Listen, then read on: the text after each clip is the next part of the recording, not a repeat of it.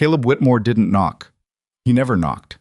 He pushed open the door to Nathaniel Ashford's ranch office like he owned it, like he owned everything within 50 miles of Blackstone Valley, and dropped a folded newspaper on the desk hard enough to make the inkwell rattle. "Read page 3, he said. "Then tell me you still want that woman under your roof." Nathaniel didn't look up from his ledger. "I'm busy, Caleb." "You're about to be embarrassed." Caleb pulled out the chair across the desk and sat in it without being invited. "A runaway wife. Did you know that? Your housekeeper, your precious mail-order arrangement. She left a husband behind. Walked out in the middle of the night like a thief." He smiled. "The whole town's going to know by Thursday." Nathaniel set down his pen slowly. He looked at the newspaper. He looked at Caleb. And something in the room shifted, something quiet and cold and dangerous, that Caleb, for all his cunning, completely failed to notice.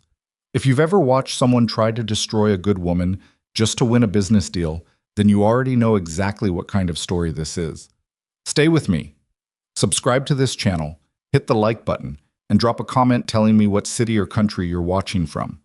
I want to see how far this story travels, because what happens next in Blackstone Valley is something none of them, not Caleb, not the town, not even Nathaniel, saw coming. Evelyn Marlowe had $43, one trunk, and a letter she'd read so many times the fold lines had gone soft as cloth. She stood on the platform at the Blackstone Junction Depot on a Tuesday morning in late October, watching the train pull away in a long curtain of steam, and she did not feel hopeful. Hope was something she had learned to be careful with. Hope had gotten her into trouble before. What she felt instead was something quieter and more durable. A decision. She had made it. She was here. Whatever came next, she would deal with it the same way she had dealt with everything else. One day at a time, without flinching, without asking anyone to feel sorry for her. The letter was from a man named Nathaniel Ashford. It was not warm. It was precise, almost businesslike, which was actually one of the reasons she had answered his advertisement in the first place. He had not promised her love or comfort or a better life. He had described a situation, a large estate, a household that needed managing, staff who had grown disorganized. He was a widower with no interest in remarrying for sentiment, but he understood the value of a capable woman running his household, and he was prepared to offer a fair wage, a private room, and a formal arrangement that either party could dissolve within the first 90 days. 90 days. She had appreciated that. It meant she wasn't trapped. She'd had enough of trapped. The wagon that came to collect her was driven by a young ranch hand named Denny, who couldn't have been more than 19, with sun-chapped ears and a nervous habit of glancing at her sideways like he wasn't quite sure what to make of her. She was 33. She was not beautiful in the way that stopped men on sidewalks, but she had a face that people tended to remember, angular and watchful, with dark eyes that took in a room the way a carpenter takes in a wall before deciding where to drive the first nail. "Mr. Ashford said to bring you straight to the house," Denny told her. "Then that's where we'll go," she said. He seemed relieved she hadn't asked questions. The road from the depot to the Ashford estate took nearly an hour, and Evelyn spent most of it watching the land. It was late autumn, and everything had gone to golden brown, the grasses flattened by wind, the sky enormous and pale above the ridgeline. It was not beautiful country in any gentle sense. It was the kind of landscape that demanded something from you just by looking at it. She thought that was probably fine. She had something to give. The house was larger than she'd expected, which was saying something, because she had expected it to be large. 3 stories of dressed stone and dark timber, with a long porch that wrapped around 2 sides and windows that looked out over the valley like a man standing with his arms crossed. It had been built to impress. The impression it actually gave was of a place that had once been full and was now very, very empty. She noticed it the moment the wagon stopped. The flower beds along the front path had gone to weed. One shutter on the upper floor hung at a wrong angle. The porch steps were solid enough but needed paint. None of these were dramatic failures. None of them were what you'd notice if you were passing by. But taken together, they told a story about a place where nobody was paying attention to the small things anymore. Small things mattered. Evelyn had learned that the hard way. Nathaniel Ashford met her on the porch. She had expected older for some reason. He was 41, which she knew from his letter, but she'd pictured someone who wore 41 heavily, the way some men did. Thick around the middle, settled into authority like furniture settles into a floor. Instead, he was lean and a little worn, with the kind of face that had been handsome once and was now something more complicated. His hair was dark, going gray at the temples. His hands, she noticed, were the hands of someone who still worked.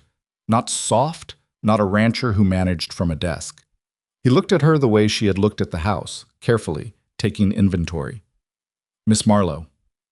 "Mr. Ashford, you're younger than I pictured." "You're thinner than I pictured," she said. Something flickered across his face, not quite a smile, but the memory of one.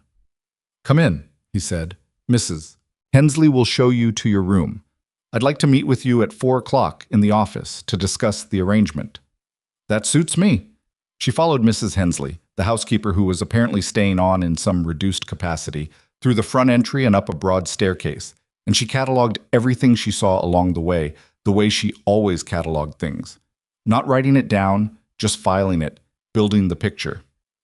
The entry hall was clean but unpolished. The rug on the upper landing was wearing thin. In the dining room, she glimpsed through a half-open door 2 chairs at a table built to seat 14. Her room was at the end of the east hall, private and plain, with a window that looked toward the barn and the paddocks. It was clean. The linens were fresh. Someone had put a small pitcher of water on the dresser with a cloth beside it. Mrs. Hensley stood in the doorway with her hands folded. She was a woman in her late 50s with the face of someone who had been waiting for something to change for a long time. "He's not a difficult man," Mrs. Hensley said. Not quite volunteering it, but not quite able to stop herself either.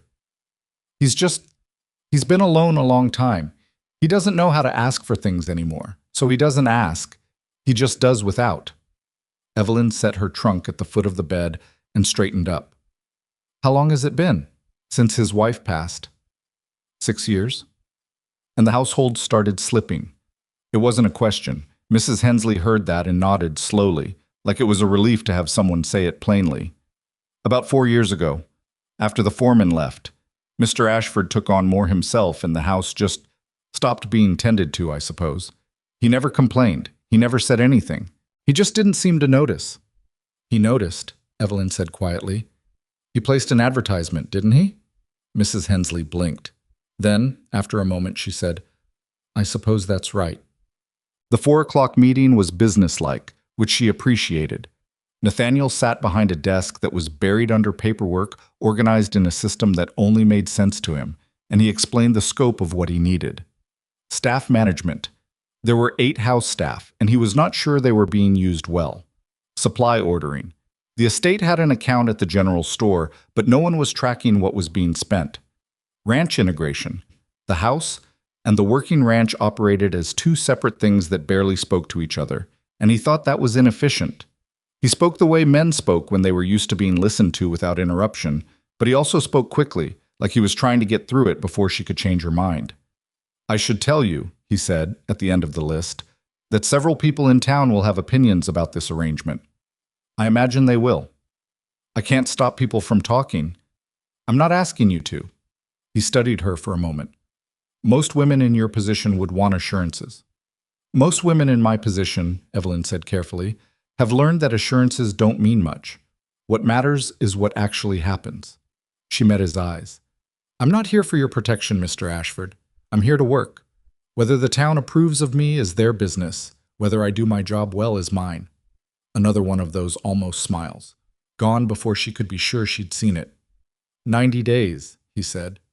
90 days, she agreed. The first week was harder than she had let herself expect. Not because the work was beyond her. It wasn't. She was good at this, had been good at it since she was a girl, watching her mother run a household on almost nothing, stretching a quarter-pound of flour into something that could feed 6 people and still leave dignity on the table. The practical work of it, the organizing, the ordering, the quiet restructuring, she could do in her sleep. The harder part was the people. The house staff had their own established rhythms, their own unofficial hierarchies, their own resentments that had calcified over years of nobody paying proper attention.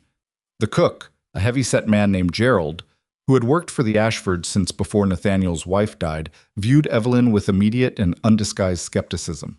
He had outlasted the last 3 attempts to bring order to the household, and he saw no reason to believe this one would be different. He made this clear on her third morning when she walked into the kitchen to find that the supply order she had put together, carefully itemized, organized by priority, had not been sent to town.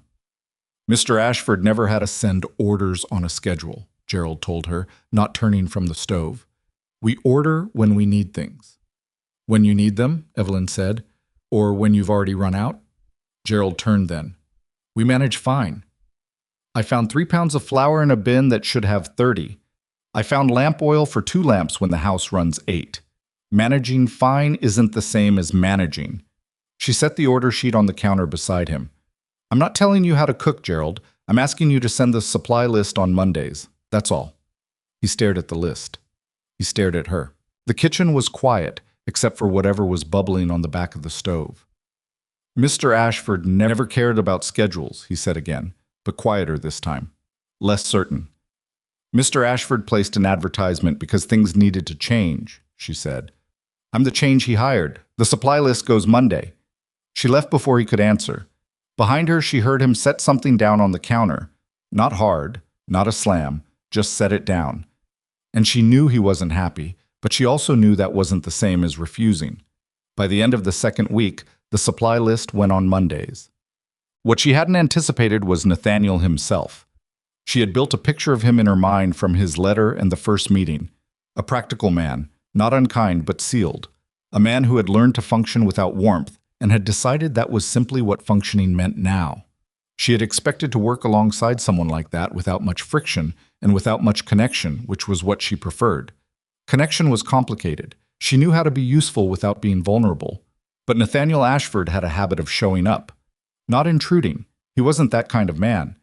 He didn't hover or check on her or second-guess her decisions. But he would appear in the kitchen at odd hours, not for anything particular, just moving through. Or she'd find him in the barn long after the hands had gone in, checking on a horse that had been slightly off its feed for 3 days. Not because he had to, but because it bothered him that the animal wasn't well. She saw him, one afternoon in her second week, sit down beside one of the younger hands, a boy of maybe 16 who had gotten his hand caught in a gate and was sitting on a fence post trying not to cry, and just talk to him. Not about the hand, not about work, about something that made the boy laugh eventually, surprised and reluctant, and then Nathaniel got up and walked back to whatever he'd been doing without making anything of it. She filed that away too. It was Denny who first told her about Caleb Whitmore. She'd asked him, casually, while he was helping her inventory the tack room, whether there was anyone in town she ought to know about, anyone who might make things complicated. Denny had gone quiet in the particular way young men went quiet when they knew something they weren't sure they should say. Whitmore, he said finally. Caleb Whitmore. He's got land east of here, not as much as Mr. Ashford, but enough. He's been trying to buy parcels on the west boundary for 2 years. Mr. Ashford won't sell. Why does he want them? Water rights. There's a creek runs through the West 40 that feeds half the basin. Whoever controls that creek controls a lot of what grows and what doesn't around here. Evelyn looked at him. And Mr. Whitmore is the kind of man who wants to control what grows and what doesn't. Denny's jaw tightened. He's the kind of man who makes problems for people who get in his way, he said. He made problems for the last ranch manager Mr. Ashford hired. Spread stories. Got the man's wife thinking he was having dealings he wasn't. Ended up the manager left. He paused. Whitmore smiled the whole time. Went to the man's farewell supper and shook his hand. Evelyn was quiet for a moment, turning a bridle over in her hands, checking the stitching. How many people in town know this is how he operates? Most people who've been here long enough. And they still receive him. He's rich, Denny said, like that explained everything. It did, mostly. She hung the bridle back on its hook. Well, she said, I've dealt with that kind before. She said it simply, like a fact about weather. But something in Denny's face when he looked at her, something that was relief, or the beginning of it, stayed with her the rest of the afternoon. The trouble started, as trouble often does, not with a confrontation but with a social call. Caleb Whitmore came to the estate on a Friday, 2 weeks after Evelyn's arrival, in a well-maintained buggy with a matched pair of bays. He was handsome in the way that required maintenance, regular barbering, good tailoring, enough vanity to keep himself looking the part. He was 45 and carried it like a man who had decided aging was something that happened to other people. He was shown into Nathaniel's office, where Evelyn happened to be going over the household accounts with a member of the staff. She had no reason to be in that meeting, but the way Mrs. Hensley hovered outside the door with a particular tightness around her mouth told Evelyn something, and she stayed nearby until she heard the low rise of Nathaniel's voice, not angry exactly, but compressed, and Whitmore's voice underneath it, smooth and deliberate. She didn't listen at the door. That wasn't who she was. But afterward, when Whitmore came out and passed her in the hallway, he stopped. He looked at her with the particular kind of appraisal that had nothing to do with attraction and everything to do with calculation. Men like Whitmore didn't look at people. They assessed them. They were always measuring angles. "You must be the new arrangement," he said. Not rude exactly, just precise in the way that was meant to sting. "I'm the household manager," she said. "Evelyn Marlowe." Whitmore, Caleb Whitmore. He didn't offer his hand, neither did she. "I knew Nathaniel's first wife, Martha. Fine woman, remarkable, really. She made this place something special." "It's still something special," Evelyn said. A small pause. "Of course," he said. And then, like it was a pleasantry, "I imagine it must be quite a change, coming from wherever you came from." She looked at him steadily. "Not particularly." He smiled, not with his eyes, and walked out. Nathaniel appeared in the hallway a moment later. He had heard some of that. She could tell by the slight tension in his jaw. "He came to make another offer on the west parcel," he said, "and you declined." "And I declined." He looked toward the door. "He'll try something else." "Yes," she said. "He will." He looked at her then, really looked at her, the kind of look that had nothing businesslike about it, and for a moment the hallway felt smaller than it was. "I'll make sure you're warned," he said, "if it gets to being your concern." "Everything in this household is my concern," she said. "That's what you hired me for." He nodded, and she turned back toward the accounts. But she noticed, before she turned away, that his hands had unclenched. That she filed away too. By the end of the first month, the Ashford estate was running differently. Not perfectly. She had no interest in perfect, and perfect wasn't possible with this many moving parts and this many human beings who each had their own histories and moods and days when they simply couldn't do their best. But the supply orders went out on Monday. The staff had clear roles and knew who to report to and what was expected. The ranch hands and the house staff had stopped treating each other like citizens of separate countries. Gerald had grudgingly admitted, in the way that stubborn men admitted things, not to her, but to Mrs. Hensley, who told her that the kitchen was running better than it had in years.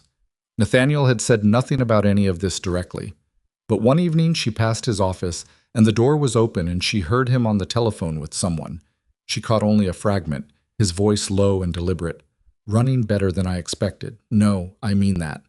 She kept walking. She didn't need him to say it to her, but she noticed it, the way she noticed everything, and she tucked it somewhere small and quiet inside her chest and let herself, just for a moment, feel something almost like peace. That was the same evening Denny came to her with his hat in his hands and the expression of someone who had just heard something they didn't want to repeat. "Miss Marlowe," he said, "someone in town is asking questions about you." She looked at him calmly. "What kind of questions?" "About where you came from. About before." He swallowed. "About a husband." The quiet inside her chest didn't shatter exactly. It just went very still. "Who's asking?" she said. Denny didn't answer right away.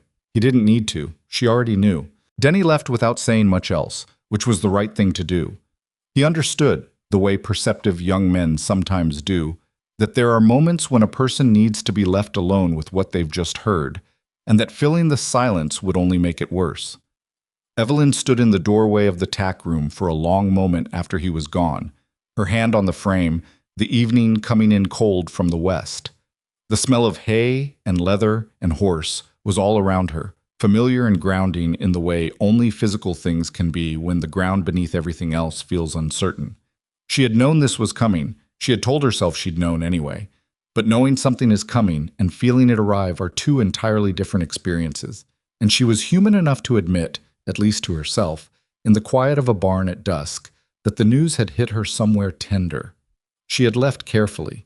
She had been deliberate about it, about covering her trail, about starting over cleanly, about not dragging the worst chapter of her life into the next one. It wasn't shame that had made her careful. It was survival. The same instinct that makes an animal circle wide around a trap it's already walked out of once. But Caleb Whitmore was the kind of man who hired people to find traps. She pushed off the door frame and walked back toward the house. And by the time she reached the kitchen steps, her face was composed and her shoulders were straight, and there was nothing in her expression that Gerald or anyone else moving through the kitchen would have read as fear. That composure was not dishonesty. It was a skill she had built over years, one painful circumstance at a time. Some people mistook it for coldness. She had stopped correcting them. She went to her room. She sat on the edge of the bed. She allowed herself exactly 15 minutes to think through every possible direction this could go, the way she might think through a household emergency, calmly, practically, without catastrophizing but without flinching from the worst possibilities either. Then she got up and went to find Nathaniel. He was in the office, which was where he was most evenings after dinner, working through paperwork that seemed to reproduce itself overnight. The lamp on his desk was burning low, and he hadn't noticed, and the shadows had collected in the corners of the room in a way that made the whole space feel older than it was. She knocked on the open door. He looked up. "There's something I should tell you," she said. He set down his pen. He didn't say anything, which was the right response. She had learned to appreciate that about him. He didn't fill silences reflexively, didn't perform attentiveness. He just listened. She told him plainly. She had been married. She was not married now, not in any way that the law of the territory would recognize, though the circumstances were complicated in ways she would explain if he wanted her to. She had left. She had not left on a whim or out of weakness, and she was not going to perform remorse for surviving something that had been genuinely dangerous. She had started over. She had come here. And now someone, she did not say Whitmore's name, but she watched his eyes and knew he understood, was apparently interested in making that history into a problem. She told it in about 4 minutes, no more than she needed. No dramatic pauses, no softening qualifications, no plea for sympathy in the rhythm of the telling. When she was done, Nathaniel was quiet for a moment. "How long ago?" he said. 5 years. "And the man, your husband, he's still living?" "He was, last I knew. I don't believe he's looked for me." She paused. "He was not the kind of man who looks for things he's lost. He was the kind of man who replaces them." Something moved through Nathaniel's face at that. Something brief and hard. "You left because it was dangerous." It wasn't a question, but she answered it. "Yes." He nodded once. He picked up his pen, turned it over in his fingers, set it back down. "I appreciate you telling me. I thought you deserved to know before someone else decided to tell you their version of it." He looked at her then. The same look as in the hallway, weeks ago, the kind that didn't have a professional category. "Whitmore," he said, "almost certainly. He'll go to the town council, or the social set, somewhere it does the most damage before I can get ahead of it." "Yes," she said. "That's how men like him work." Nathaniel's jaw tightened. "I'll talk to my attorney." "About what grounds?" "About whether there's anything actionable in spreading deliberate misinformation about a member of my household staff." She blinked. It was the first time in this conversation, possibly in any conversation since she'd arrived, that something surprised her. "That might cause more attention than it prevents." "Possibly," he said, "but it would also let Whitmore know he's being watched." He stood up, moving to the window with the particular restlessness of a man who thinks better on his feet. "He's done this before. The ranch manager before last. Did Denny tell you?" He mentioned it. Whitmore found something in the man's past, nothing serious, an old debt he hadn't disclosed, and made it into a scandal. The manager left inside a month. He turned from the window. "I should have fought it then. I didn't. I was—" He stopped. "I wasn't paying attention to the right things." She understood what he meant. 6 years of grief had a way of narrowing a man's field of vision down to what was immediately in front of him, and everything else. The social maneuvering, the political games, the slow encroachment of someone like Whitmore had been happening just outside the frame. "You're paying attention now," she said. "I am," he said. And there was something in the way he said it, something that had less to do with Whitmore than with her, that she chose for now not to examine too closely. She said good night and went back to her room. She did not sleep for a long time. The whispers started the following week, which was faster than she'd expected. She heard them first in the way whispers always announce themselves. Not directly, but in the changed texture of the air. The slight pause before a sentence when she walked into a room. The women at the general store in town who had been warming to her, slowly, over the past month, and who were now just fractionally cooler. The wife of one of the ranch hands who had been in the habit of stopping to talk when Evelyn passed through the workers' quarter, who now found reasons to be busy. None of it was definitive. None of it was something she could point to and say, there, that is the damage. But she had spent enough of her life reading rooms to know when a room had changed. What she hadn't expected was Gerald. He found her in the kitchen one Wednesday morning before the other staff had come down, and he stood in the doorway with his arms at his sides and his big hands slightly curled, which was, she had come to understand, his version of being uncomfortable. "I heard something," he said. "I imagine you did."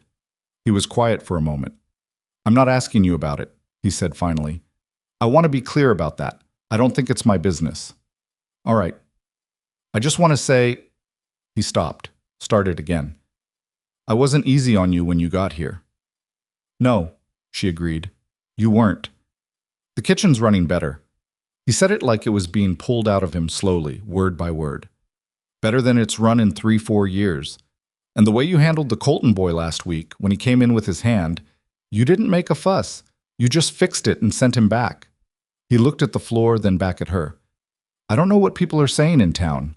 I don't particularly care. I just thought you ought to know that in this kitchen, it doesn't matter."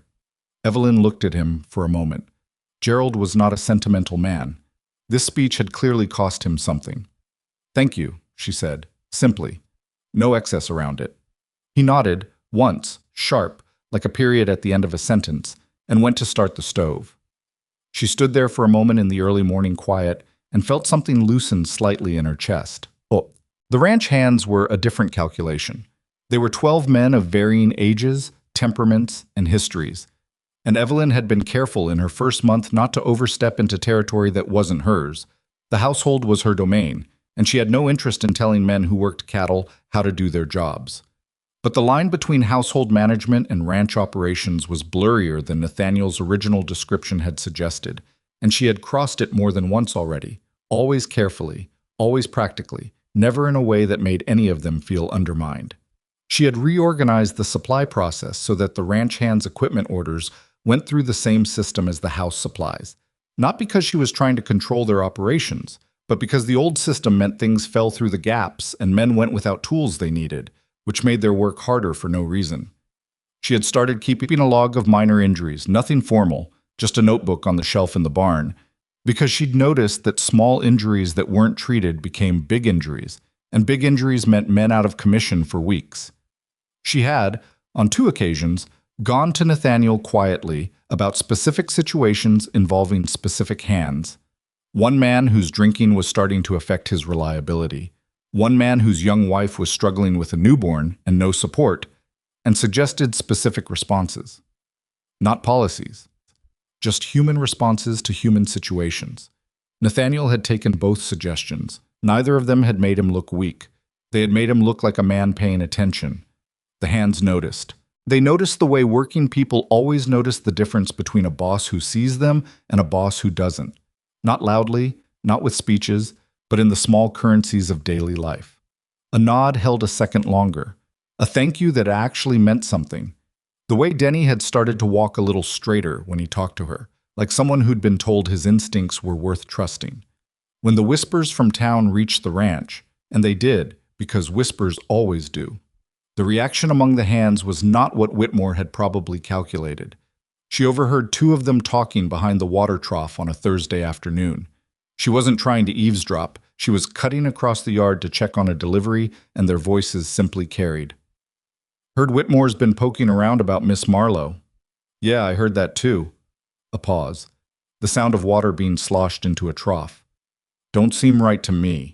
Man like Whitmore going after a woman who hasn't done a thing to him except work hard. He doesn't care what's right. He wants the West parcel, and he thinks she's the lever." Another pause. "Well, he'd better find another lever. Because I don't know anyone on this ranch who's got a bad word to say about her. She kept walking. She did not slow down. But she felt it, somewhere underneath the composure she maintained as a matter of practice. A steadiness that was not hers alone. It was being lent to her quietly by people who barely knew her and who were choosing, for reasons of their own that had nothing to do with obligation, to stand in her direction. That was not something she had expected. She was not sure she had ever experienced it before, at least not in any sustained way, not from people who hadn't known her for years. She wasn't sure what to do with it, exactly, so she filed it away in the same place she filed everything she wasn't ready to process yet, and kept working. Well, Caleb Whitmore made his next move on a Saturday. He hosted a supper. Not an unusual thing. Whitmore hosted suppers regularly. He was a man who understood the social function of feeding people. And the guest list included most of the significant landowners in the basin, the town council president, 2 members of the county commission, and Nathaniel Ashford.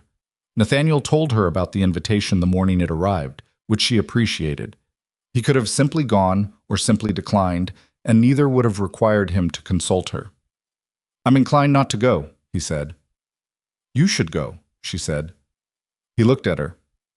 "If you don't go, it reads as retreat," she said, "and retreat gives him the floor. Whatever he's planning to say about me, it's better said in a room where you're present to hear it. I'm not going to sit at his table while he runs his mouth about you." "You're not going to sit at his table and let him see you rattled," she said.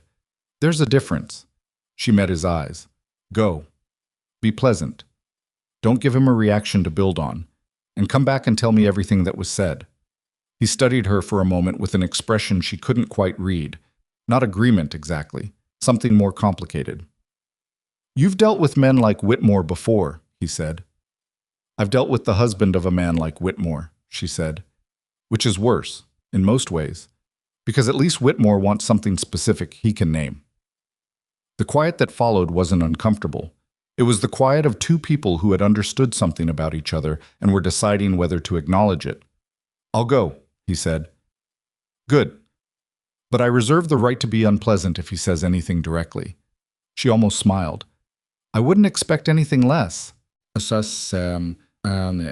He came back from the supper later than she'd expected, and she was still up. She'd been working on the monthly accounts, or pretending to, mostly turning the numbers over without really seeing them while she waited for the sound of the horses. He came into the house through the side door, which meant he'd gone through the barn first, which meant he needed a few minutes before he talked to anyone. She understood that about him now, the way he processed things physically first, movement before words. She waited. He appeared in the doorway of the small study off the main hall where she'd set up her workspace, and he looked like a man who had sat through a long, controlled, infuriating evening. "He didn't say anything directly," Nathaniel said, dropping into the chair across from her desk. "He's too careful for that. He said it sideways." "How sideways?"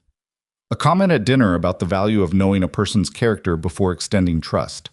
A remark to one of the council members afterward about how wealthy men were often targets for women seeking to improve their circumstances." He paused. "He didn't say your name once. He didn't need to." She nodded. That was exactly how men like Whitmore operated. They built the architecture of implication and let other people fill in the names. How did the room receive it? Mixed. He leaned forward, elbows on his knees. "Halverson. He runs the Northern Grazing leases. I think he's already made up his mind that there's something to it." The council president was polite but quiet in a way that suggested he's reserving judgment. And the 2 commission members were watching me more than Whitmore, which I think means they're curious what I do next. "What did you do?" "I changed the subject, twice." He looked at her. "The second time, I talked about how the estate operations have improved since I brought in new management.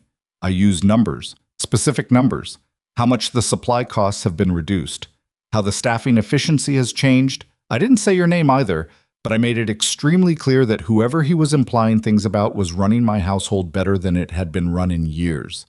She was quiet for a moment. "That was well done." It also made Whitmore's left eye do something interesting. She did smile at that, and she could see by the way his shoulders dropped slightly that it was the response he'd been hoping for, though he would never have said so. "He'll escalate," she said. "Yes. Because you didn't flinch, and he needs a flinch." "I know." They sat with that for a moment. The particular tension of two people who can see trouble coming clearly and cannot do much yet except prepare for it. Evelyn, he said, and she noticed it was the first time he'd used her given name. If this gets significantly worse, if it becomes something that makes your situation here untenable, it won't, she said. I'm saying if it does. I've been in untenable before, she said. This isn't it. She looked at him steadily. I'm not going to run from a man who doesn't have a single real charge against me.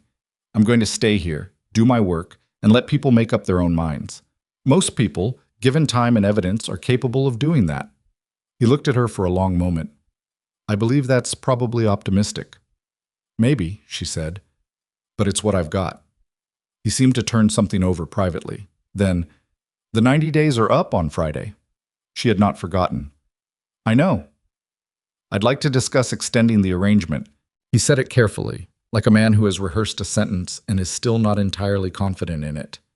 Not the original terms, different terms, better terms. I think... A pause.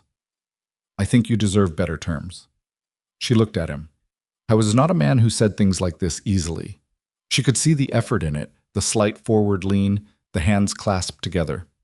We can discuss that Friday, she said. All right. And Nathaniel. She watched him look up.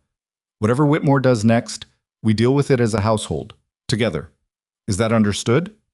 He held her gaze. Understood. She went back to her accounts. He went to bed. And the house settled around them in the dark, cold, and imperfect and solid in all its beams and stone, holding them both inside it like something that had decided, after years of emptiness, to try being a home again. The first week of November brought an early frost that killed the last of the kitchen garden and iced over the troughs before dawn every morning, and with it came a particular kind of difficult that had nothing to do with Whitmore. 2 of the ranch hands came down sick, not life-threatening, a rough respiratory illness that was going through several families in town. And with them out, 3 others had to cover their work, which meant longer days and shorter tempers, and a general fraying at the edges of the whole operation. Evelyn reorganized the household kitchen rotation to make sure hot meals were getting out to the working hands twice a day instead of once, which meant Gerald was on his feet 2 hours more than usual, which he accepted without complaint. Remarkable, and she did not take it for granted. She also spent 2 afternoons in the bunkhouse with the sick men, not nursing exactly, but making sure they had what they needed and weren't lying in cold, damp blankets because nobody had thought to check. She brought broth. She brought extra blankets from a storage room she'd identified in her second week as containing things that should have been in use and weren't. She sat for 20 minutes with the older of the 2 men, Graves, 51, who'd been with Ashford 8 years, and listened to him talk about his daughter who'd moved to Denver and whom he hadn't seen in 2 years. She didn't offer advice about the daughter. She just listened. When Graves came back to work 5 days later, he walked past her in the yard and said, "Thank you, Miss Marlowe," with the particular weight of someone who means a great deal more than the words. "Glad you're back on your feet," she said. She meant it. She always meant the things she said, which was something people in this place were slowly learning about her. It was also something Caleb Whitmore had failed to calculate, and would continue to fail to calculate, because men like him dealt in appearances and rarely saw the point of things that didn't show on the surface. But the surface was only where things started. What Evelyn had been building in the Ashford estate for 6 weeks was not a reputation. It was something harder and more durable, a record. Specific and daily and accumulated like a ledger, one honest transaction at a time, in the memories of people who would not forget. Whitmore was about to find out that records were considerably more difficult to burn than reputations. He just didn't know it yet. The letter arrived on a Thursday. It was addressed to Nathaniel, but it had Whitmore's attorney's name in the upper left corner, and Nathaniel brought it to Evelyn without opening it, which surprised her. "It's addressed to you," she said. "I know. I want you here when I read it." She sat across from him while he opened it and read through it, his face carefully neutral in the way she'd come to recognize as his version of controlled anger. The letter alleged, in the careful language of legal correspondence, that Nathaniel Ashford had been deceived into a contractual household arrangement with a woman of questionable moral character and unknown marital status, and that as a man of standing in the community, he had a responsibility to investigate said arrangement before his reputation suffered further by association. It was not a legal filing, it was not a formal complaint, It was a warning shot dressed in legal clothing, designed to frighten, to suggest that formal action was possible if Nathaniel didn't act first. Nathaniel put the letter down on the desk. "Well," he said. "He's accelerating the timeline," Evelyn said, "because the supper didn't work." "Because the supper didn't work," she agreed. "He expected you to come home rattled. When you didn't, he moved to the next step." Nathaniel looked at the letter, then at her. "What does the next step look like from your side?" She had been thinking about this, not just since the letter arrived, but since Denny had first told her about Whitmore's questions. She had been building the answer in the same way she built everything, carefully, piece by piece, making sure each piece was solid before adding the next. "I think," she said slowly, "that we stop waiting for him to define what this is. We've been reacting. We need to stop reacting and start acting." "Meaning?" "Meaning we get ahead of the story, before he can take it somewhere we don't control." She paused. "I want to talk to some people, in town, and on the ranch. I want to ask them something." "What are you asking them?" She looked at him steadily. "Whether they're willing to stand behind what they've seen." Nathaniel was quiet for a moment. He had the look of a man who was thinking through the angles, all the possible directions this could go, and was arriving at the same place she had arrived, which was that the only direction that mattered was the one where she remained standing. "I'll make some calls as well," he said. "Let me go first," she said. "Some of those conversations need to come from me." He nodded, slowly. "All right." Outside, the November wind moved through the cottonwoods along the drive with a sound like distant water, and the afternoon light was going gray and cold across the valley. Evelyn sat in the small study for a long time after Nathaniel left, her hands folded on the desk and the letter sitting between them, and she looked at it the way she looked at all the difficult things in her life, squarely, without blinking, without pretending it was something other than what it was. She had not asked to be here. She had not asked for any of what had followed.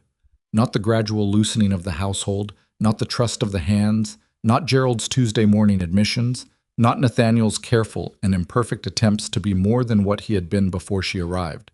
She had not asked for any of it, but she was not willing to let a man like Caleb Whitmore take it from her. She picked up the letter, folded it once, and set it aside. Tomorrow she would start making her rounds. She started with Mrs. Hensley, not because Mrs. Hensley was the most strategically important person she could speak to, but because she was the most honest, and Evelyn had learned long ago that honesty was the right foundation to build on before you moved to anything more complicated. Mrs. Hensley had been in this house longer than almost anyone. She had watched it empty out after Martha Ashford died, had watched the slow deterioration of a household that had once run with genuine pride, and she had stayed through all of it, not out of obligation, or not only that, but because she was the kind of woman who did not abandon things she had committed to. Evelyn found her in the linen room on a Friday morning, working through the winter inventory with the methodical patience of someone who had done the same task so many times it had become almost meditative. "I need to ask you something," Evelyn said, "and I need you to answer honestly, even if you think the honest answer isn't what I want to hear." Mrs. Hensley set down her counting. She turned around. "Ask it." "If it came to it, if there was a moment where people in this town needed to hear from someone about what has happened in this house since I arrived, what the work has looked like, how the staff has been treated, would you speak to that?" The older woman was quiet for a moment. She had the careful face of someone who was thinking it all the way through, not just the question, but everything behind it, what it would mean to say yes, what it would cost her, what she believed was right. "Whitmore," she said. "Yes. He's going after you properly now. He's trying." Mrs. Hensley looked at her hands, then back at Evelyn. "I've been in this house through 3 different household managers and a period where there wasn't one at all. I've watched it run badly, and I've watched it run well, and I know the difference." She paused. "I've also lived in this valley long enough to know what Caleb Whitmore did to the Fosters when Earl Foster wouldn't sell him the water access on the South Branch. He spread a story about Earl's finances that wasn't true, and by the time the truth caught up with the lie, the damage was done, and the Fosters sold and left." She met Evelyn's eyes. "If you're asking whether I'll speak up, yes, I'll speak up. Not because Nathaniel Ashford needs protecting, and not because I owe you anything, but because Whitmore has been getting away with exactly this kind of thing for 15 years, and somebody ought to say so plainly. Evelyn hadn't been expecting quite that. She had been expecting a more modest commitment, something like, "I'll do what I can," not the contained anger of a woman who had been waiting for the right occasion. "Thank you," she said. "That's all I needed to know for now." She moved on. Then, Graves was next, which required more care, because Graves was a private man who did not make statements or take public positions on anything if he could avoid it. When Evelyn found him in the East Barn checking the winter hay stores, she didn't open with the question directly. She helped him for a few minutes first, moving bales that needed moving, no commentary, just work. And then, when the silence between them had settled into something comfortable, she told him plainly what was happening. He listened without interrupting. He had that quality. A man who had seen enough that he wasn't rattled by new information, just took it in and sorted it. "I heard some of it," he said, when she was done. "The whispers going around town." "I thought you might have." He was quiet for another moment, stacking his words the way he stacked hay, carefully, making sure nothing would slide. "My daughter," he said, "the one in Denver. Her husband left her 2 years ago, just gone. She'd been covering for him for most of their marriage, making excuses, telling people everything was fine when it wasn't, because she was ashamed, because she thought people would think it meant something about her if they knew." He set a bale in place and straightened up. "It doesn't mean something about her. It means something about him." Evelyn didn't say anything. "I'll speak up," he said, "if it comes to that." She nodded once, the way he nodded, clean and without excess. "Thank you, Graves." She left him to his hay. The harder conversation was with Denny. Not because Denny was unwilling. She could see clearly enough that he would do whatever she asked, and that was precisely the problem. He was 19. He was eager in the way young men were eager when they admired someone, and eagerness without judgment was a liability in a situation that required careful handling. She didn't need people who would stand up for her out of loyalty. She needed people who would stand up for her out of truth, and the difference mattered enormously when things got difficult, because loyalty wavered, but truth didn't. She found him at the water pump in the late afternoon, and she said what she needed to say directly. "I know you'd speak up for me," she told him. "I know you would, and I appreciate it. But I need to ask you something first." She looked at him steadily.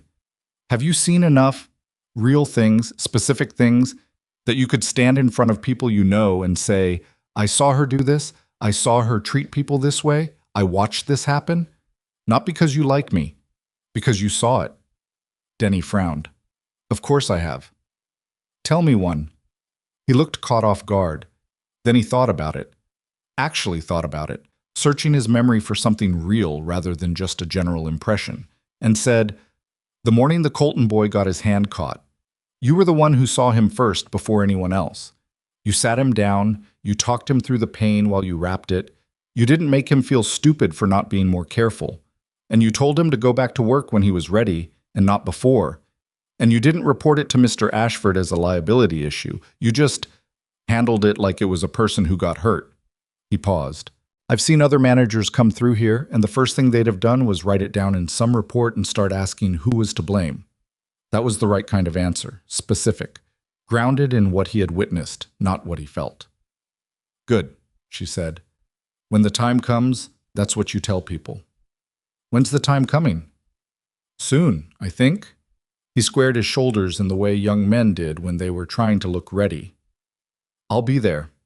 She didn't have the heart to tell him that his shoulders were already as square as they were going to get. She went to town the following Monday. She had a list of actual errands, the supply order, a conversation with the feed merchant about the winter pricing, a correction to a billing error at the general store. And she moved through them with her usual efficiency, giving no one anything to observe except a woman handling her ordinary business. But she also made 3 additional stops that were not on the official list. The first was at the home of Margaret Calloway, whose husband ran the livery and who was, by general acknowledgement, the person in Blackstone Valley most likely to know everything worth knowing about everyone in it. Margaret was not malicious. She was simply a woman who paid close attention to the world around her and had strong opinions about what she observed. Evelyn had met her twice before, at the general store, and Margaret had been warm both times in the direct, uncalculating way of a woman who formed her opinions quickly and held them with equal speed. She was warm now, too, when Evelyn appeared at her door.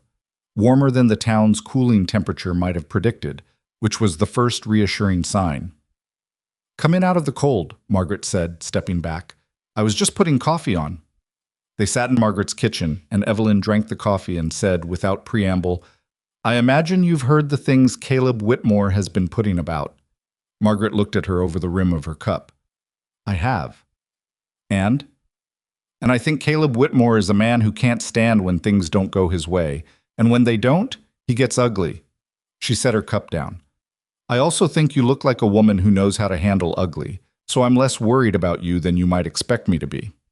"I'm not here for worry," Evelyn said. "I'm here to ask whether you'd be willing to say plainly, to people who ask you, what you've observed, about me, about the work at the Ashford estate, about anything you think is relevant." Margaret studied her. "What have I observed?" "I don't know. That's what I'm asking. You're the one who's been watching." That seemed to be exactly the right thing to say. Margaret liked people who asked honest questions. She leaned back in her chair and said, "I've observed that your supply orders are reliable, and you don't overbuy or underbuy, which sounds like a small thing, but it tells me a great deal about a person's judgment. I've observed that you paid the Harmon girl, Tom Harmon's youngest, who helps with laundry, 2 weeks in advance when her mother was ill, out of your own pocket, and didn't mention it to anyone. I only know because Tom told my husband." She paused. "And I've observed that Nathaniel Ashford looks like a man who's sleeping again. Not resting, actually sleeping, the way you sleep when something has stopped pressing on you." She picked up her cup again. "I'll say all of that, and more to anyone who asks." Evelyn left Margaret Calloway's house feeling something she needed to be careful with, something that tilted toward gratitude in a way that could become overwhelming if she let it. She didn't let it. She had 2 more stops to make. The second stop was at the office of Harlan Briggs, who was the closest thing Blackstone Valley had to an independent legal mind. He was not an attorney. The nearest proper attorney was 3 hours away, which was Nathaniel's attorney, the one who was now considering what to do about Whitmore's letter. But Briggs was a notary, a land recorder, and a man who had handled enough informal legal disputes in the valley over 40 years to have a practical understanding of what could and couldn't be done. He was a small, precise man in his 70s with white hair and the perpetual expression of someone running calculations in his head. He received Evelyn without ceremony and listened to her explain the situation with the focused attention of a man who had heard a great many situations and could sort quickly between the ones that mattered and the ones that didn't. When she was done, he said, "What Whitmore is doing isn't technically actionable. Not yet. The letter he sent through his attorney is a pressure tactic, not a filing." "I understand that. What would make it actionable is if he makes specific false statements of fact in a public setting. Implications aren't enough. He needs to say something that can be tested against evidence." He looked at her. "Has he said anything specific yet?" "Not that I can document." "Then he's being careful." Briggs pressed his fingertips together. "The question is whether he'll stay careful if things stop going his way." "I'm planning to make things stop going his way," Evelyn said. Briggs looked at her for a long moment.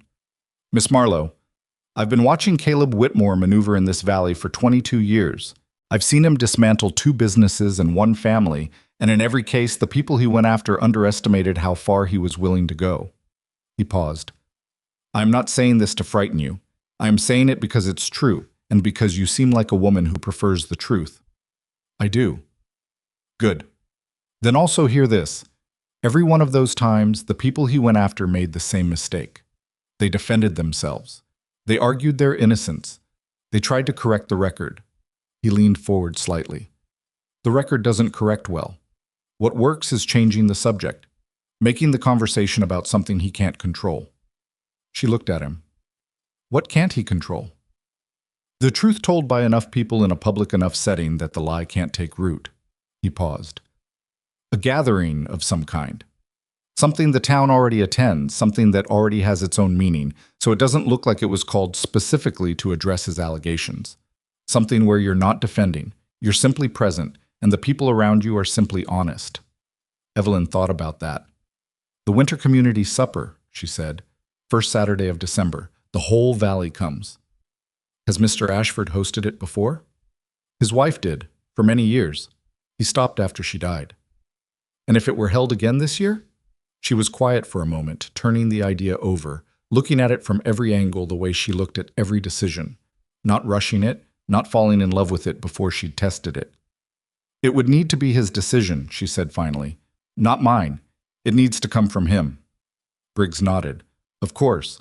But perhaps the idea could come from you. She left Briggs's office and stood on the boardwalk in the November cold for a moment, the wind cutting off the ridge and the sky above the valley, a flat, pale gray. She made her third stop. The feed merchant, purely practical. She needed the winter pricing, and she wasn't going to let one difficult morning change the shape of the day. She brought the idea to Nathaniel that evening. She laid it out the same way she laid out the household accounts, clearly, in order, with the reasoning attached to each piece. The winter supper, the history of it in this house, the fact that its revival would be read by the valley not as a defensive move but as a statement of normalcy, of continuity, of a household that was functioning and open and not hiding from anything. Nathaniel listened without interrupting, which she appreciated, and when she was done, he was quiet for a longer time than usual. Martha started the winter supper, he said, finally. I know, Mrs. Hensley told me. It was important to her. She'd spent 3 weeks planning it. He looked at the window, at the dark outside. I stopped it after she died because I didn't want to do it badly. I didn't want to do it wrong. You wouldn't be doing it, Evelyn said gently. Your household would. That's different. He looked back at her. Something in his face was working through something that had nothing to do with Whitmore or strategy or the winter supper as a tactical move. She would have liked you, he said. Martha, she'd have liked the way you think. The quiet that followed was different from the others. It had more weight in it, more history, more of what the house contained and had almost lost. We don't have to do it, Evelyn said. No, he said. We'll do it. He looked at the desk, then back at her. Will you plan it? That's what you hired me for. I know. I'm asking something else. She understood what he was asking. He was asking whether she was willing to put herself at the center of this, not strategically, not as a defensive maneuver, but personally. Whether she was willing to stand in the middle of a room full of people who had heard things about her and host them with everything she had. Yes, she said. I'll plan it. The next 3 weeks were the hardest and most clarifying of her time at the Ashford estate. She planned the supper, and she planned it correctly, which meant not overdoing it, not making it a performance of abundance that would read as trying too hard, but making it exactly what it should be. A genuine, generous, warm gathering in a house that was ready to receive people. She organized the kitchen, the menu, the seating, the firewood, the logistics of hosting 60-odd people in November in a ranch house that hadn't done it in 6 years. Gerald, without being asked, began treating the whole project as his personal contribution. He planned the menu with an intensity she hadn't seen from him before, consulted her on every significant decision, and one morning said gruffly, while she was going over the supply order, Martha Ashford used to make a spiced apple cake for the winter supper. I still have the recipe. He put a worn card on the counter between them. Thought we might include it. She looked at the card. The handwriting on it was old and careful. A woman's hand, she thought, someone who wrote like someone who valued what they were writing down. Yes, she said. Absolutely. He picked the card back up and returned to his work, and she didn't make anything more of it because she understood that he hadn't offered it lightly, and she wasn't going to diminish it by making it into a moment. Caleb Whitmore, meanwhile, had not been idle. He had made 2 more social calls during this period, one to the council president's home, one to a gathering at the county commissioner's house, and the intelligence that came back to Evelyn through Margaret Calloway's reliable network suggested he was no longer being subtle about it. I was asking direct questions about Evelyn's marital history. He had obtained, from somewhere, a partial record. She didn't know which record, because the records from that period of her life were scattered and complicated, and was using it to suggest that she had misrepresented herself to Nathaniel. She was not surprised. She had expected this, but knowing something and experiencing it were different, and she found herself lying awake some nights in the cold room at the end of the East Hall, running the calculations again. Whether she had built enough, whether the people she had spoken to would hold, whether the supper would do what she needed it to do, or whether Whitmore had been working at this long enough to have already poisoned something she couldn't see. She didn't tell Nathaniel about the nights. He had his own weight to carry, and she wasn't willing to add to it. What she did tell him was that Whitmore had obtained some kind of documentation. He heard that with his jaw tight and his hands still, and then he said, "What documentation could he possibly have found that changes anything I don't already know?" "Nothing that changes what you know," she said carefully. "Possibly something that complicates what a stranger hears." "I don't care what a stranger hears." "I know you don't, but some of the people who'll be in this room for the winter supper aren't strangers to him. He's had years to work on some of them." Nathaniel looked at her steadily. "Then we work on them too, the right way." She nodded. "That's exactly what we're doing." On the Wednesday before the supper, Whitmore made a move she hadn't anticipated. He came to the estate again. This time, unlike his first visit, he didn't bother to send word ahead. He arrived mid-morning when Nathaniel was out riding the western boundary, which Evelyn suspected was not a coincidence, and asked to see Mr. Ashford. She met him at the door herself. He looked at her with the particular expression of a man who is pleased to find exactly what he was looking for, and she felt, under the composure she maintained, something cold and deliberate settle into place inside her. She had dealt with men who used their composure as a weapon. She knew how. "Mr. Ashford is not on the property," she said. "If you'd like to leave a message, I'll see that he receives it." "I'd rather wait," Whitmore said. "He won't be back until midday. You're welcome to wait in the entry hall." She showed him in. She wasn't going to leave him on the porch, which would have looked like she was afraid of him inside her house. And she did not offer him coffee, which was deliberate but not petty. She simply went back to her work. He did not sit quietly in the entry hall. He walked. She heard him moving through the ground floor rooms, not intruding into anything locked, but looking. Examining. The way a man looks when he's assessing what he might take apart. She stayed in the small study and kept her breathing even and let him look. After perhaps 20 minutes, he appeared in the doorway of the study. She looked up from the accounts as if she'd nearly forgotten he was there. "You've done a great deal with the place," he said. "The household staff has done a great deal with the place," she said. "I organized them." Modest. He looked around the room, at her desk, her files, the ordered shelves she'd arranged over the past weeks. "I'll be honest with you, Miss Marlowe. Please. The situation is going to become difficult for you, more difficult than it already is. I have documentation that—" "Mr. Whitmore," she said, setting down her pen, "I'm going to stop you there because I think you should hear something before you decide how to use whatever it is you have." She looked at him directly, the way she'd learned to look at people who were trying to intimidate her. Not hard, not aggressive, just present, just entirely real in a way that made their performance land differently. "I know what you're doing. I know why you're doing it. And I want you to understand that I am not the ranch manager you ran out of here 2 years ago. I'm not a man with a family who needs his reputation to feed his children. I'm a woman who has already lost everything once and built it back from nothing. And the thing about people who've done that is that they're not afraid of losing things the way people who've never lost anything are." She paused. "So whatever documentation you have, use it or don't. But don't come into this house and tell me I should be frightened because I'm not, and wasting your time on a woman who isn't frightened is not a good use of what you have." The room was very quiet. Whitmore looked at her for a long moment. Something shifted in his face. Not backing down exactly, but recalibrating. I was a man who knew how to read people, and he was reading her now the way he hadn't bothered to read her before, and she could see the moment when he realized he had miscalculated something significant. "You're planning something," he said. "I'm planning a winter supper," she said. "You're welcome to attend." He left before Nathaniel returned. He didn't leave a message. When Nathaniel heard about the visit, late afternoon, in the kitchen where she was going over the final supply list with Gerald, his face did something quick and controlled. "He came while I was out," he said, "on purpose." "Yes. And you dealt with him." "I told him what he needed to hear." Nathaniel looked at her for a moment, then at Gerald, who had become very interested in his cutting board, then back at her. "Are you all right?" The question surprised her, not because it was unusual for someone to ask it, but because of the way he asked it, quietly, without the performance of concern, just asking the actual question. "Yes," she said. "I am." He nodded. He seemed to believe her, which was also not usual. Most people, when she said she was all right, looked for signs that she wasn't. He took her at her word.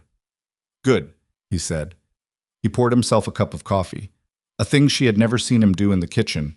Usually he took whatever was brought to his office, and leaned against the counter, and for a few minutes the three of them were in the kitchen together, talking about the supper, talking about whether Gerald needed another set of hands for the cooking, whether Denny could manage the horses when guests arrived, whether the chairs from the storage room were sound enough to supplement the dining room. It was ordinary. It was almost entirely ordinary.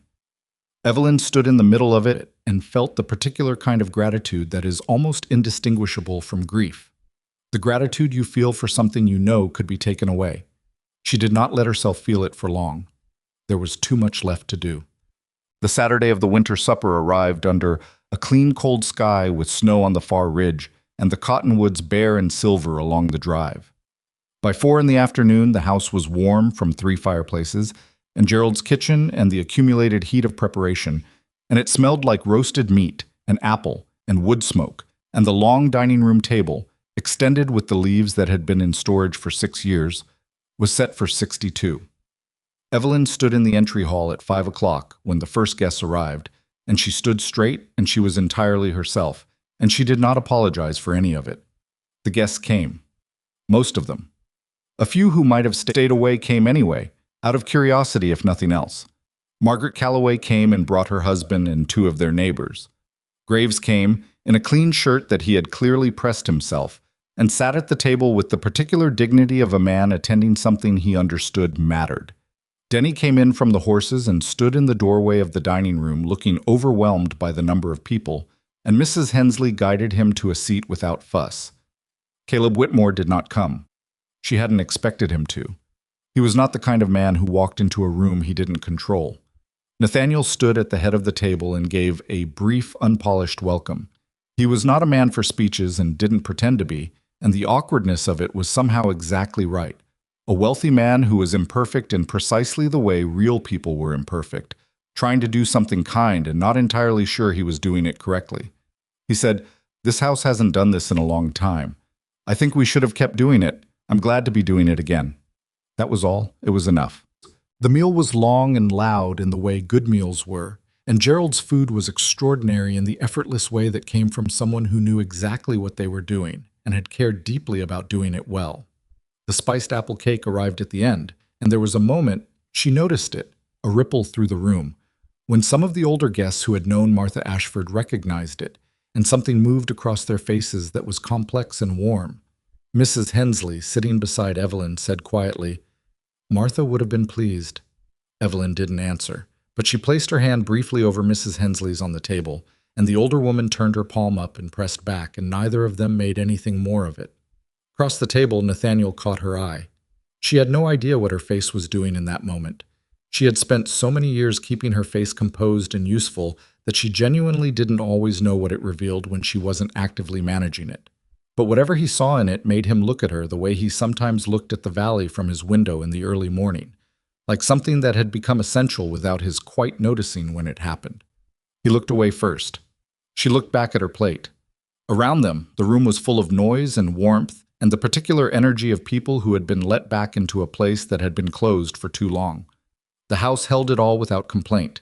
The weight of 62 people, the heat of the fires, the years of accumulated quiet finally interrupted. It did not feel like a strategy anymore. It felt like something true.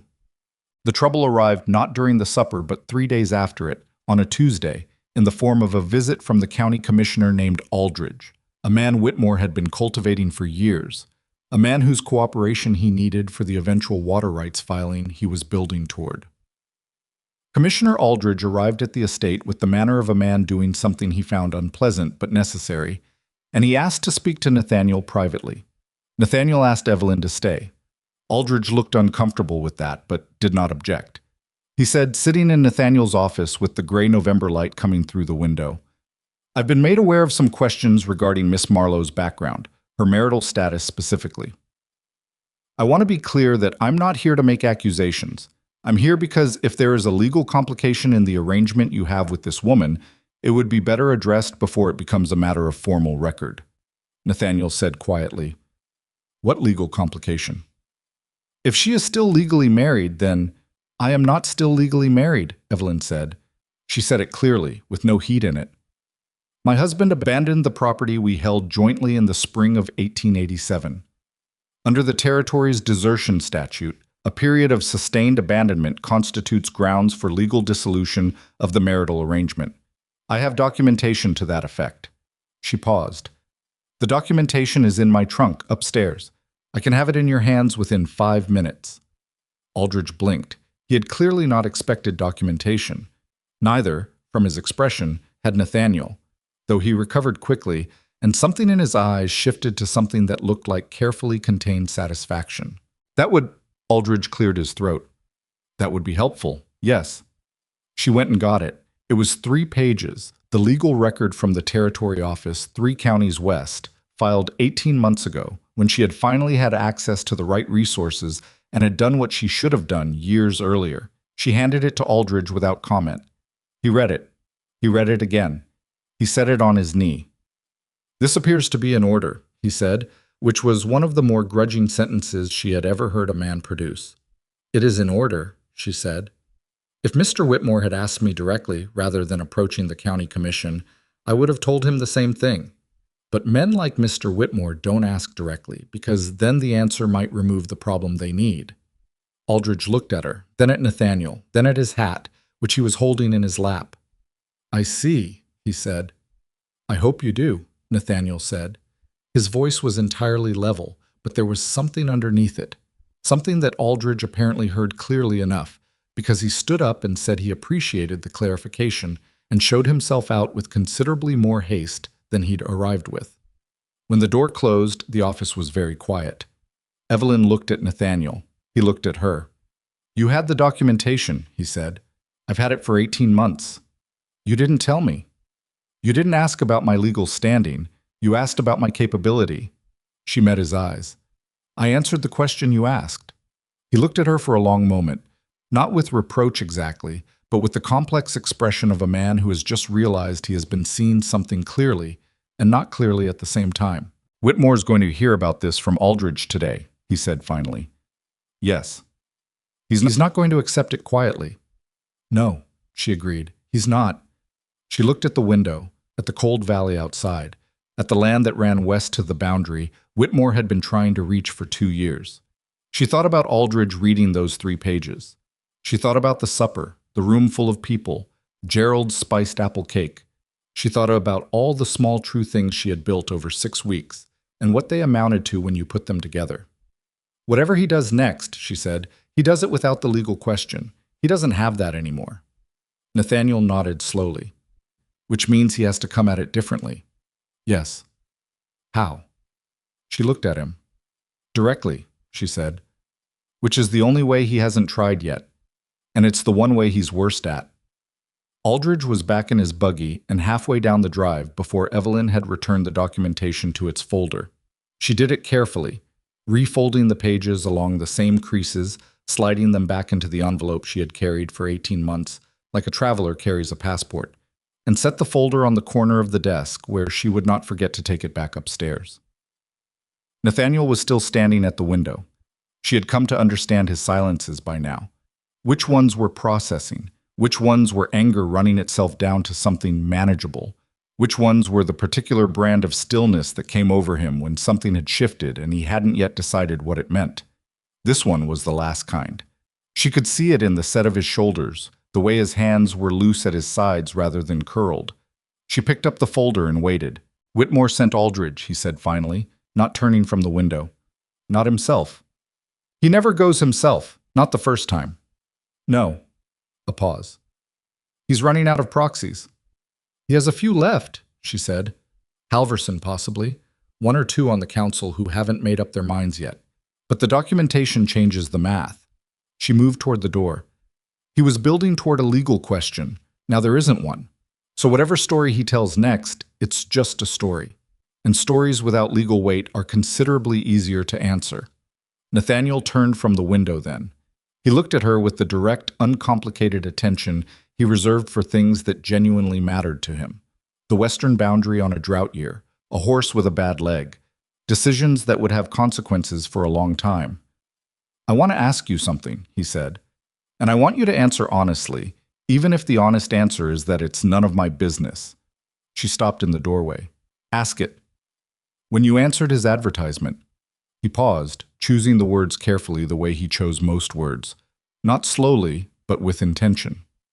You'd had the documentation for 18 months. You had the legal standing. You had options. He looked at her steadily. Why here? Why this arrangement, with its 90-day clause and its business-like terms, and its specific lack of any promise about what it could become? She was quiet for a moment. Because the business-like terms meant I wasn't walking into something I couldn't get out of, she said. And the 90-day clause meant neither of us had to pretend we knew what we were getting. She met his eyes. I wasn't looking for a promise. I was looking for a fair start. He held her gaze for a long moment. Then he nodded, once, in the way that meant he had heard something and would be turning it over for a while before he knew what to do with it. Go on, he said. I know you have work. She did. She went. Whitmore's next move took 4 days, which was faster than she expected. It came not through a proxy and not through a legal channel, but through something considerably more immediate, the town meeting. Blackstone Valley held a public meeting on the second Tuesday of each month in the community hall, where matters of general concern, road maintenance, water allocation disputes, weather-related damage to shared infrastructure, were aired before the council president and whatever members of the community chose to attend. The meetings were generally attended by 20 or 30 people. They were generally dull. The December meeting was attended by 61 people, which was essentially everyone in the valley, and it was not dull. Evelyn knew about it the day before. Margaret Calloway sent word with her husband, who stopped at the estate on the pretense of discussing some minor business with Nathaniel, and then found a moment to speak to Evelyn quietly in the hallway. Word's going around that Whitmore plans to raise the water rights question at tomorrow's meeting, he said. The West Creek business. He's been working toward this for 2 years, and he thinks now is the time. He paused, turning his hat in his hands. He also plans to raise questions about the household arrangement at the Ashford estate. Formally. In front of the room. Evelyn absorbed that. What kind of questions? He won't specify. That's the nature of it. He raises it as a concern, as a question about the suitability of arrangements that could affect the community's leading landowners, and then he lets the room do the work. He looked at her with the expression of a man who found the whole situation distasteful, but was determined to be useful anyway. Margaret says you should go. She's right, Evelyn said. She also says you should bring the documentation. I was already planning to. He nodded and put his hat back on. She also says, and I'm passing this on exactly as she said it, so any awkwardness is hers. She says that you should not go alone. Evelyn thought about that on her way back to the study. She thought about it through the afternoon and into the evening, while she finished the household accounts and organized the week's schedule, and sat for a few minutes in the kitchen with Gerald going over what needed ordering before the end of the month.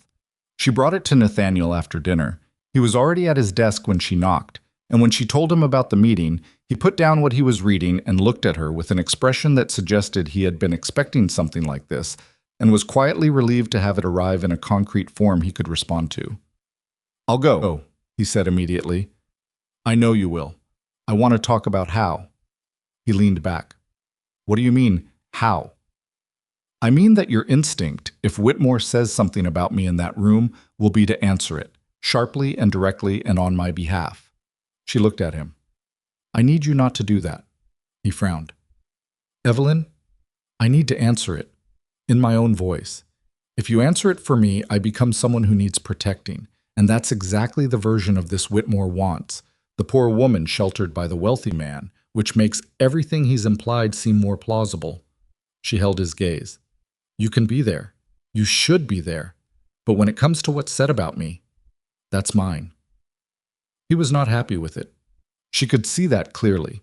The tension in his jaw, the slight forward lean of a man who wanted to argue. It was not a man who liked standing still when something was wrong, but he was also, she had come to understand, a man who was capable of recognizing when someone else was right. All right, he said, but if he steps past a certain line, I'll tell you when we've reached that line, she said. I'll tell you clearly, and then you can do whatever you think is appropriate. A beat. And the staff? Anyone else from the estate? She thought about Graves and his clean-pressed shirt. She thought about Denny's squared shoulders. She thought about Mrs. Hensley's quiet anger on the subject of Caleb Whitmore and 15 years of people letting him get away with it. "Anyone who wants to come," she said, "is welcome." So 7 of them went. Nathaniel, Evelyn, Mrs. Hensley, Graves, Denny, Gerald, who had never attended a town meeting in his life, and dressed for it with the seriousness of a man attending something that required his full self, and a hand named Prescott, who was 53 and had been with the Ashford Ranch for 11 years, and who said, when Denny asked him why he was coming, only, "Because it's the right thing." They arrived early enough to take seats, which mattered. A room filled from the back and the sides, and if you were going to be visible, you needed to be seated where the room could see you without craning. Evelyn chose seats near the center. She sat between Nathaniel and Mrs. Hensley, which was not calculated for optics and was not something she had thought through. It was simply where she ended up, and it happened to be exactly right. The room filled in around them. She recognized most of the faces by now. 6 weeks in a small valley left you with a working knowledge of almost everyone. She saw Margaret Calloway across the room, who caught her eye and gave a small, firm nod. She saw Commissioner Aldridge, who looked distinctly uncomfortable, as a man tends to look when he has done someone else's errand and then seen the situation complicate itself. She saw several faces she didn't know well, ranchers from the farther parts of the valley, farmers who came to town rarely. She did not see Whitmore when she sat down. She saw him when the council president called the meeting to order. He came in from the side door with 2 men she recognized as business associates and took standing position along the wall. And she felt rather than saw the room shift slightly when he entered, the way rooms shifted around people who generated that particular kind of attention. She did not look at him. She looked at the council president, who was a man named Voss, a steady and fair-minded farmer in his 60s who had managed these meetings for 12 years with the reliable competence of someone who understood that his job was to let people speak and prevent them from killing each other. The first 40 minutes were ordinary. Road damage from an early freeze on the north track, a dispute about fence line on property bordering 2 farms, a proposal for a shared well on the eastern edge of the settlement. She paid attention to all of it because she paid attention to everything, and because it settled her, the ordinariness of it, the proof that this community was built on real and practical things that had nothing to do with Caleb Whitmore's ambitions. Then Whitmore raised his hand. Voss acknowledged him with the slightly careful neutrality of a man who knows something difficult is coming and intends to manage it properly. Whitmore stepped away from the wall. He moved to the center of the room with the practiced ease of someone who had done this before, who understood how to take up space in a way that felt natural rather than aggressive. He was wearing his good coat. He had the measured, reasonable expression of a man raising a concern he'd thought carefully about. "I'd like to raise the matter of the water rights on the Western Creek," he began. He spoke about it for 5 minutes. He was articulate and organized, which she had expected. Men like Whitmore were always articulate when they needed to be. He laid out his case for why the creek access should be a matter of community consideration rather than individual ownership, and why the current arrangement, in which the Ashford estate controlled the primary flow, created an imbalance that affected the entire basin. He spoke about drought years and shared resources, and the communal obligations that came with living in a place where water was not guaranteed. It was, she had to admit, a reasonably effective argument. Not because it was right, it wasn't, or not entirely, and the legal standing was considerably murkier than he made it sound, but because it sounded responsible, civic-minded, like a man thinking about everyone rather than himself. When he was done, Nathaniel asked to respond, and Voss allowed it. Nathaniel spoke briefly and without apparent anger, which was the right tone. He laid out the history of the water arrangement, the legal standing, the investment the estate had made in the creek infrastructure over 30 years. He suggested that if the community wanted to revisit the arrangement, that was a conversation that could happen through proper channels, and he was not opposed to having it. He sat down. Whitmore waited a moment, then he raised his hand again. "While I have the room's attention," he said, "I'd like to raise a second matter." Here it was. Evelyn's hands were in her lap, folded together, and she did not move them. "It has come to my attention," Whitmore said, "that there are questions regarding certain arrangements at the Ashford estate that may be of concern to this community." I was still careful, still not quite naming her, still building in the architecture of implication. Questions about the nature of the household management arrangement, and whether Mr. Ashford has been given complete and accurate information about the person managing his household. The room was quiet in the way rooms were quiet when 60 people were all trying not to react visibly. I raise this not as an accusation, Whitmore continued, but as a concern. We are a small community. The reputation of our most prominent families affects us all, and I believe it is the community's responsibility to— I'd like to speak to that. Her voice was not loud. It was clear, and it was level, and it cut through the room the way clear things cut through noise, not by competing with it, but by being a different quality of sound entirely. Voss looked at her. Miss Marlowe. She stood.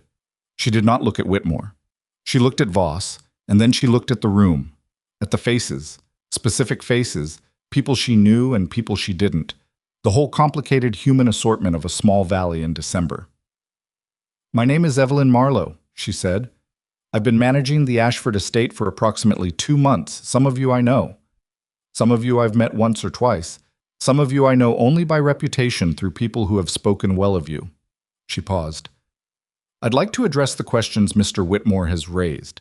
Not because I owe him an answer, I don't, but because this is my community too, and if there are questions, I'd rather answer them here, directly, than let them live in the spaces between conversations. The room was very still. She told them. She told them plainly, in the same way she had told Nathaniel. No excess, no performance, no plea for sympathy in the structure of it. She had been married. The marriage had been dangerous. She had left when it became a matter of surviving, not sentiment. She had filed the legal dissolution when she had the resources to do it, 18 months ago. She was not currently married to anyone. She had not misrepresented herself to anyone. She had come to Blackstone Valley with the intention of doing honest work, and she had done it. She reached into the document folder she had brought and she held up the 3 pages. The legal documentation is here. Commissioner Aldridge has already reviewed it and confirmed it is in order. She looked at Aldridge, who was looking at his hands. If anyone else wishes to review it, I am happy to provide it. No one spoke. I came here without a history in this valley, she continued, without connections, without people who already knew me. What I have built here, I have built through work, through showing up every day and doing the job correctly. She looked at the room steadily. I have not asked anyone in this valley to take my word for who I am. I've given them the opportunity to see it. She sat down. The silence lasted perhaps 10 seconds, which felt considerably longer. Then Graves stood up. He was not a man for public speaking. His face showed that clearly, the slight grimace of a person who is doing something uncomfortable because it is necessary. He turned to face the room and he said, I've been on the Ashford Ranch for 11 years. I've seen 3 managers come through and leave. I've seen the estate run well, and I've seen it run badly. He paused. What's been happening in that house for the past 2 months is the best management I've seen in my time there. Organized. Fair. She treated my crew like people instead of equipment. When I was sick last month, she made sure I had what I needed without making a production of it. He looked around the room. That's what I've seen. That's all I've got to say. He sat down. Mrs. Hensley was on her feet before the room had fully processed Graves. She was, Evelyn realized, furious. Not freshly furious. This was the cold, old, entirely controlled fury of a woman who had been waiting for a specific moment for a long time and had finally arrived at it. I have lived in this valley for 34 years, Mrs. Hensley said. I knew Martha Ashford. I know what this house was, and what it became after she died, and what it is now. She looked directly at Whitmore, which no one else had done. I also know what Caleb Whitmore did to Earl and Deborah Foster in 1883. I know what he did to the previous estate manager at Ashford Ranch. I have watched this man use rumor and implication and social pressure to take things from people who had done nothing to harm him for 20 years, because he could, and because no one said it plainly. Her voice did not waver. I am saying it plainly now. What is happening here is not a concern for the community. It is one man trying to manufacture a scandal so that he can pressure a neighbor into selling land he has wanted for years. She looked at the room. That's what I've seen in 34 years. That's what I know.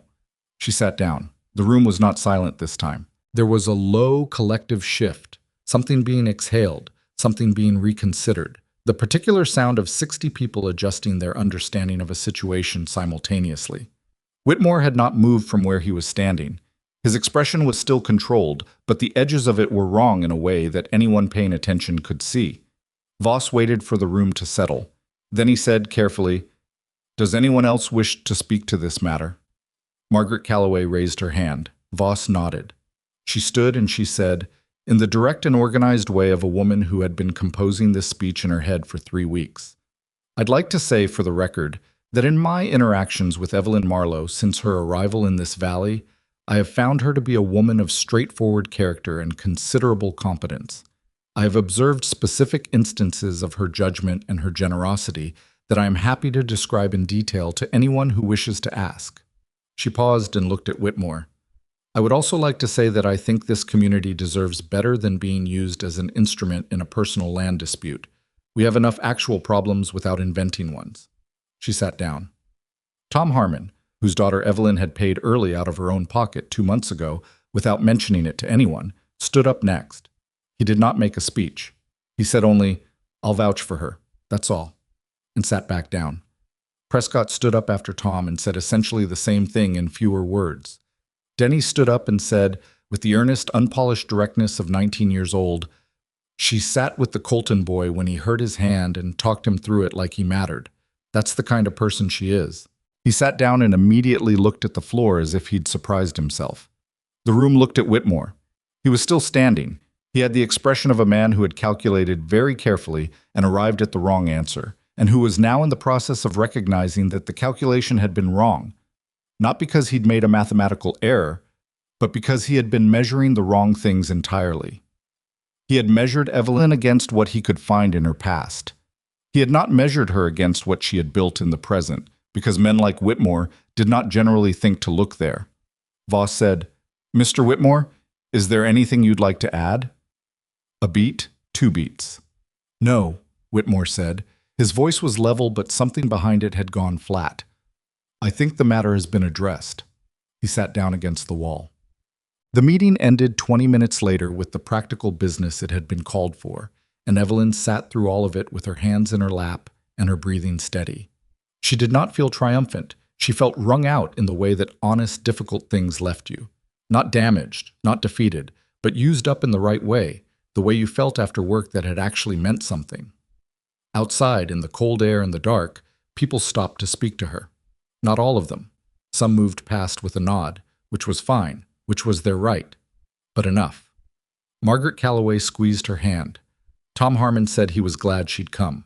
A woman Evelyn didn't know well but recognized from the general store pressed her arm and said quietly, "That took courage." She didn't know how to answer that, so she said thank you and meant it and moved on. Nathaniel walked beside her to the wagon. He hadn't said anything during the meeting, not after she'd spoken, not during the others. He had sat beside her in the center of the room and been entirely present and entirely still. And that stillness had meant more than any speech he could have made on her behalf. At the wagon, when the others were climbing up and arranging themselves against the cold, he said, quietly enough that only she could hear, "Are you all right?" "Yes." "You were—" He stopped, started again. "What you did in there, that took something." "It took telling the truth," she said. "That's not always the hardest thing." "Sometimes it is." She looked at him. I was watching her with that directness again, the kind that had nothing professional about it, nothing held back, and she had the distinct and slightly unnerving sense that she was being seen with a completeness that she had not expected and had not exactly prepared for. "Let's go home," she said. He helped her up onto the wagon seat, which was ordinary enough, and then he climbed up beside her, which was also ordinary. But the word she had used, home, sat in the cold air between them for the whole ride back, visible as breath. The aftermath of the meeting moved through the valley, the way significant things move through small communities, fast and in all directions simultaneously. By the following morning, Evelyn had received 3 brief notes of support from people she didn't know well, which surprised her. By mid-afternoon, Denny reported that at least 2 of the ranchers who'd been cooling toward the estate had made inquiries about winter supply arrangements, practical business, the kind of business that signaled a return to normal relations. Mrs. Hensley told her, with the satisfaction of a woman whose faith in eventual justice had been moderately restored, that she'd heard from the butcher's wife that Commissioner Aldridge was reconsidering some of his associations, which was the polite local formulation for distancing yourself from someone whose position had become uncomfortable. What she had not expected was Gerald.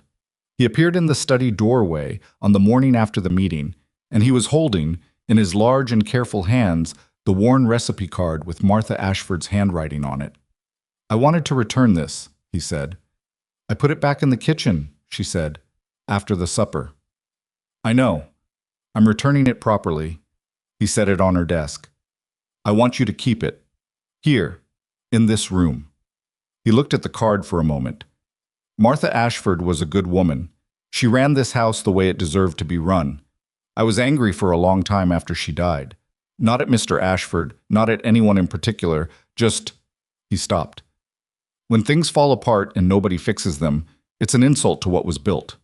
That's how I felt. He looked at Evelyn. "Things aren't falling apart anymore." She looked at the recipe card on her desk. "Gerald," she said, "that means a great deal." "It should," he said, without particular gentleness, and went back to the kitchen. She left the card on her desk. Whitmore made one more attempt. She had expected it because men like Whitmore did not reverse cleanly. They didn't accept the loss of a position and retreat. They found another angle even when the angles were running out. His last move was direct, which was what she had predicted. He came to the estate on a Friday morning, 10 days after the town meeting, and this time he sent word ahead, which meant he was trying to control the conditions. He asked to meet with Nathaniel, privately. Nathaniel told Evelyn before he agreed to the meeting. She told him to take it. "He needs to make a final approach," she said. "He won't be able to move on until he has. Let him make it." And you'll— "I'll be in the study," she said, with the door closed. "Whatever he says to you is between you and him." Nathaniel looked at her steadily. "That might be the more difficult thing you've asked of me." "I know." "You trust that I'll handle it?" "I trust that you'll handle it honestly," she said. "That's different from expecting it to go the way either of us would prefer." He held her gaze for a moment. Then, "All right." She was in the study when Whitmore arrived, and she closed the door, and she worked on the household accounts for the next 40 minutes with the methodical care she brought to all her work, and she did not try to hear what was being said in the office down the hall. She had meant what she said. That conversation belonged to Nathaniel. She did hear the front door close. She heard Whitmore's horse being brought around. She heard the sound of him leaving. Nathaniel came to the study door and knocked. She told him to come in. He sat down in the chair across from her desk, the chair that Aldridge had sat in, that she had come to think of as the chair where difficult things got discussed. And for a moment he just looked at the window. He offered to withdraw his position on the water rights, he said, formally. A signed withdrawal from the county filing. She looked at him. "In exchange for what?" "In exchange for dropping the association with you." He said it without inflection, which was its own kind of answer, the flatness of something he had already rejected before it finished being said. Specifically, he proposed that the household arrangement be concluded and that you be given a reasonable severance and a letter of reference that would allow you to— "He wanted you to let me go," she said. "He wanted me to purchase his goodwill by treating you as though everything he'd spent 3 months implying was true." His jaw moved. "I told him that I didn't do business on those terms, that the arrangement at my estate was my business and not subject to negotiation with third parties, and that the water rights question could be addressed through proper legal channels if he wished to pursue it, and that I had no interest in discussing it under any other conditions." She looked at him carefully. "How did he take that?" "Poorly." He paused. "He said some things that I won't repeat because they don't deserve to be repeated." Another pause. "He left." The room was quiet. "He won't come back," she said. "No, he knows he's done here." Nathaniel looked at her directly. He was doing what men like him always do, assuming that everyone eventually calculates whether a fight is worth it and concludes that it isn't. He couldn't understand that there are things that aren't a calculation. She was quiet for a moment. "I want to say something," he said, "and I want you to let me say it completely before you respond." She waited. "When I placed that advertisement," he said, "I was trying to solve a practical problem. I was honest about that in the letter, and I'll be honest about it now. I was not looking for, I hadn't thought about, I didn't have the capacity to think about anything beyond the practical problem. He looked at his hands, then at her. That capacity has come back. I'm not sure when exactly. I think it was gradual. I think it started in the first week, though I didn't recognize it for what it was. He paused. I'm not going to say this badly and then sit here hoping you understand what I meant. I'm saying it plainly. I would like the arrangement between us to change. The winter light came through the study window, cold and pale and entirely honest. How? She said. I don't know yet, he said. I know that's not a satisfying answer. I know you prefer specifics. He met her eyes. But I also know that whatever I'm proposing, it's not a practical arrangement. It's not organized around what's efficient or what solves a problem. It's organized around the fact that when I come into a room and you're in it, the room has a different quality than when you're not. And I've spent 6 years in rooms that had no particular quality at all, and I don't want to go back to that. Evelyn looked at him for a long moment. She thought about the 15 minutes she had given herself, the night of Denny's warning, to think through every possible direction. She had not thought through this one, or she had thought around it, the way you thought around things that frightened you, not because they were bad, but because they were significant, and you had learned to be careful with significant things. I'm not an easy person, she said. I want you to hear that before you decide anything. I'm not going to become easier because the situation changes. I'm organized about things that other people find excessive. I have difficulty trusting things I can't verify. I have made decisions in my life that I don't regret, but that I'm also not finished accounting for. I know, he said. You don't know entirely. You know what you've seen in 2 months. That's true. He didn't argue it. I know what I've seen in 2 months. I know it's not everything. I'm not asking for everything. I'm asking for the chance to know more. He paused.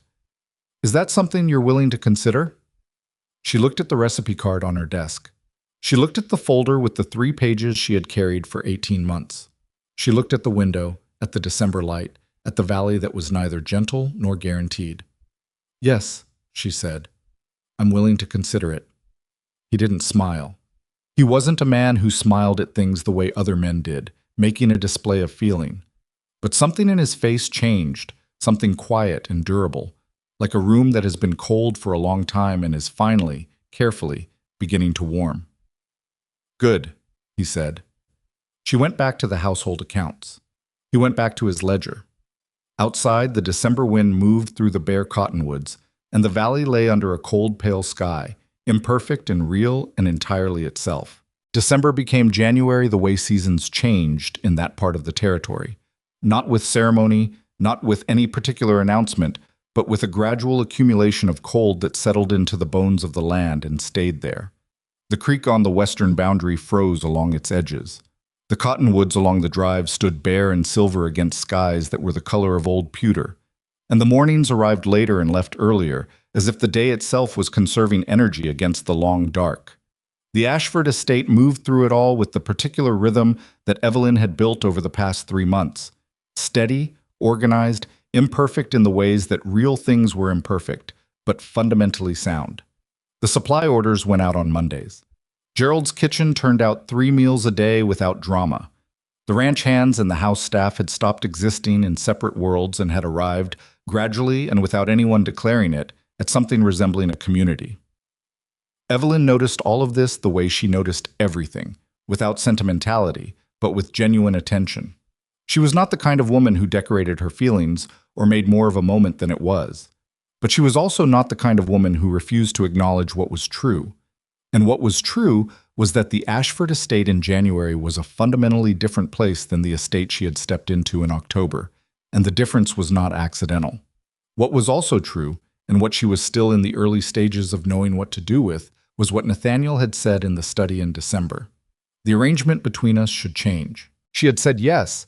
She was willing to consider it, and she had meant it, and then they had both gone back to work, because they were both people who went back to work. And the week since had been a process of learning what considering it actually meant in practice. It was not dramatic. It was not the stuff of the kind of stories she had heard other women tell. The sudden declarations, the sweeping gestures, the moment where everything was resolved in a single exchange. It was instead a A series of small and specific things that accumulated meaning gradually, the way the cold accumulated, the way trust accumulated, the way all the things worth having were built. He started having dinner at the household table instead of eating alone in his office or having a tray brought. Not every night. Some nights he was working late on ranch matters, and she didn't see him after early afternoon. But regularly enough that the habit formed, and with it a different kind of conversation than the office conversations, which were structured around problems and decisions. The dinner conversations ranged. She discovered he had strong opinions about water management infrastructure that he had never been given the opportunity to elaborate on. He discovered that she had spent 2 years in her late 20s helping to run a small newspaper for a woman who had owned it outright, which surprised him considerably. "I didn't know that," he said. "You didn't ask." "I'm asking now." She told him about it, about the woman who had owned the paper, a widow named Clara who had taken it over from her dead husband and refused to let it become something smaller than it had been under him, about what she had learned there, about how to read people, about how the shape of a story told you as much as its content, about the way information moved through a community and what it could build and what it could destroy. "That's where you learned Whitmore's pattern," Nathaniel said. "Not from your marriage, from the newspaper." She considered that. "Both," she said. "One taught me how men like him operate. The other taught me how to document it." He looked at her across the dinner table with the expression that had become familiar to her, the one she'd stopped trying to categorize and had started simply receiving. "You've had an unusual life," he said. "Most people have, if you look at it closely enough." Caleb Whitmore, as she had predicted, did not come back. What he did instead was exactly what men did when they had been publicly checked and couldn't find a way to reverse it. He retreated into the ordinary business of his own operations and allowed the distance to grow, and the valley, which had its own memory and its own judgment, drew its conclusions accordingly. The water rights filing he had been building toward, the formal claim on the West Creek access that had been the original purpose of everything else, was quietly withdrawn from the county register in mid-January. Briggs, who tracked such things as a matter of professional habit, sent word to Nathaniel through the usual channels. Nathaniel told Evelyn. Neither of them made a celebration of it. "It's not finished," Nathaniel said when he told her. "He still owns the land east of here. He'll find another approach eventually." "Probably," she agreed, "but not this year.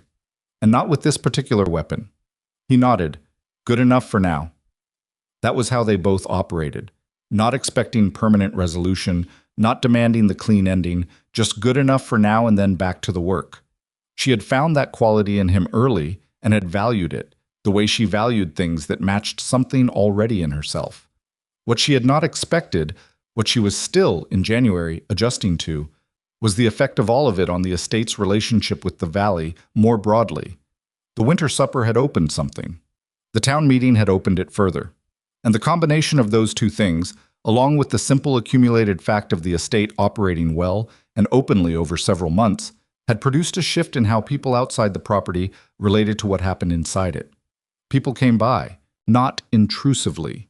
This was ranch country, and ranch country people understood that an estate was a working place and not a social hall, but they came by more than before. Margaret Calloway stopped in one afternoon with preserves and stayed for coffee, and left with a better sense of the estate's winter supply needs, which she mentioned to the feed merchant, who adjusted his pricing accordingly in a small but genuinely helpful way. Tom Harmon's wife came to ask Evelyn's advice about a household management issue, which she gave freely and practically, and without performing expertise. 3 of the ranch families who lived on the estate's surrounding land sent their children to help with the heavy winter chores in exchange for meals, which was an old frontier arrangement that the estate had stopped doing after Martha died, and which Evelyn had quietly reinstated. Graves noticed this accumulation. He said to her one morning, while she was checking the hay stores he'd organized, something she still did weekly, not because she didn't trust him, but because it was her job to know the state of things. "It's like the place got its breath back." She turned that over. "Is that what it feels like?" "Hasn't felt like this since before Martha passed." He moved a bale. "Probably doesn't mean much coming from me." "It means a great deal coming from you," she said. "You don't say things you don't mean." He almost smiled at that. "No, I don't." The conversation she had been quietly preparing herself for came in late January, on a Sunday afternoon when the ranch was quiet and the cold outside was the particular still cold of a clear winter day with no wind in it. She had been thinking about it for weeks, since the December conversation in the study, since Nathaniel's careful and imperfect declaration and her equally careful and imperfect yes. She had been thinking about what she actually wanted, which was a question she had spent so many years not allowing herself to ask that the asking of it felt strange, like using a muscle that had atrophied. She knocked on his office door. He was there. He was almost always there on Sunday afternoons. And he told her to come in. She sat in the chair across from his desk. She looked at him directly and she said, "I want to talk about what I want."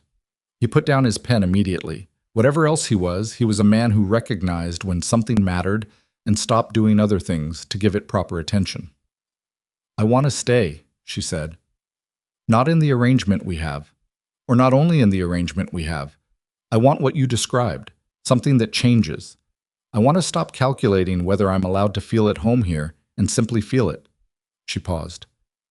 "I'm telling you this plainly because I think you deserve plain, and because I'm not willing to wait for the right framing or the right moment. I've waited for the right moment before. The right moment is usually just a story we tell ourselves while we're afraid." He looked at her for a long moment, and in that moment she saw everything his face did when he wasn't managing it, the relief, the weight of it, the way a man looked when something he had been hoping for arrived, and he was not entirely sure he had earned it. "I want that too," he said. "I've wanted it since, I don't know exactly when. That's not a satisfying answer. It's an honest one. I want to do it correctly," he said. "Whatever correctly means for two people who are not 20 years old and do not have uncomplicated histories." He looked at his hands. "I'm not going to be easy either. I want to say that while we're being plain. I've spent 6 years building walls in very specific places, and I don't dismantle them quickly or gracefully." "I know," she said. "You've seen the edges of them." "I've seen more than the edges," she said. "I've also seen what's behind them. I'm not frightened of what's behind them." He looked at her then with the specific and undefended directness that was, she had come to understand, the truest version of who he was. Not the businessman, not the widower, not the man managing the impression he made on the world, but the actual person underneath all of that, imperfect and capable and genuinely, quietly good. "Then we do this," he said, "carefully, without rushing it." "Carefully," she agreed, "though I'd push back on without rushing it." He raised an eyebrow. "We're both in our 40s, she said. "Some things we've been patient enough about." He looked startled for a moment, and then he laughed. A real laugh.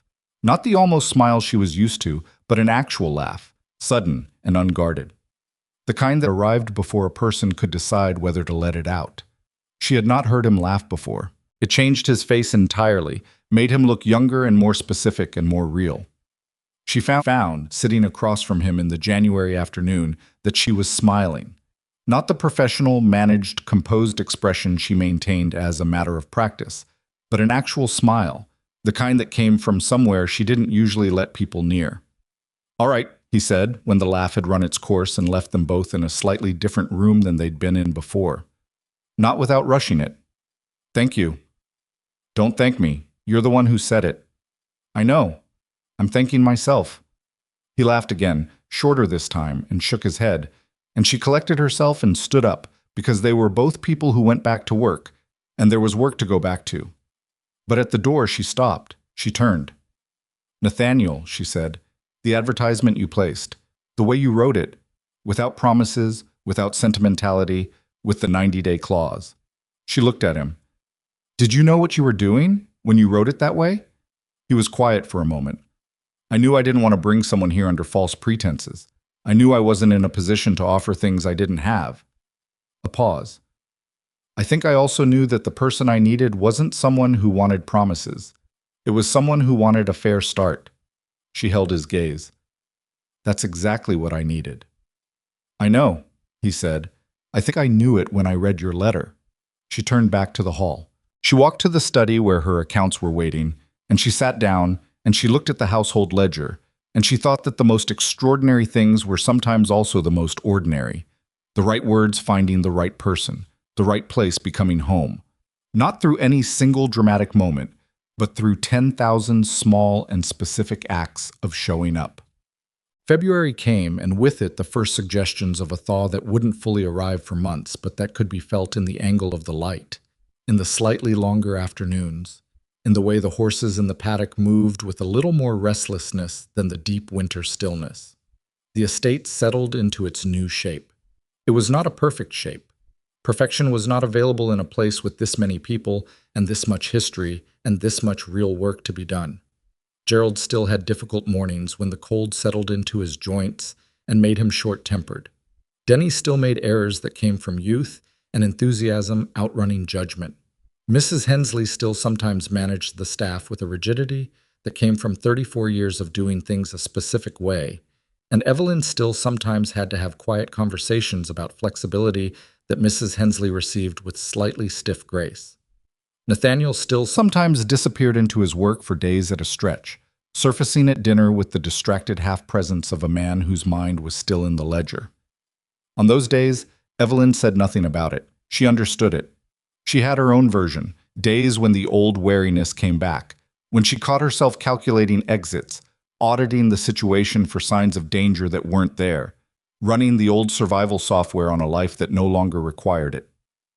On one of those days, Nathaniel found her in the kitchen at an odd hour, standing at the window with her coffee, watching the dark outside, and he stood beside her for a while without saying anything, and then he said, "Bad day?"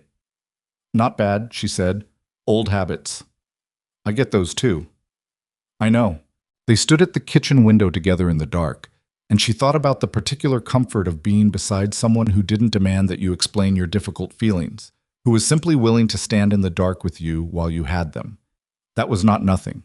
That was, in fact, a great deal. In March, Nathaniel proposed.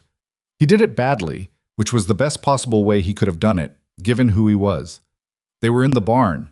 She had come to find him about a supply issue, something practical that needed his decision, and he was checking on the same horse that had been off its feed in her first weeks, the one she had watched him tend with a patience that had told her something important about him. He heard her out on the supply question and gave her his answer, and then he stood there for a moment with his hand on the horse's flank, not quite looking at her, and said, "I'd like you to marry me." Just that. No preamble, no arrangement of the words into something elegant. She looked at him. "I know that's not... I didn't prepare something to say," he said. "I thought about it. I couldn't find the right way, so I'm just saying it." "Nathaniel, you don't have to answer now." "I'll answer now," she said. "Yes." He looked at her then. "Yes. Yes." He nodded once in the way he nodded when he had heard something and was going to be turning it over for a long time. "Good," he said. "Good," she agreed. They stood in the barn, both of them slightly awkward, both of them aware of the inadequacy of the words they were using relative to what the moment contained, and the horse between them blew a long, slow breath and looked profoundly unconcerned by the whole thing. "I should get back to the accounts," she said, "and I should finish here." "Yes." She walked back to the house. She sat at her desk. She looked at the recipe card with Martha Ashford's handwriting, which still lived in the corner of her desk, and she thought about the long, unplannable chain of things that had brought her to this particular desk in this particular house.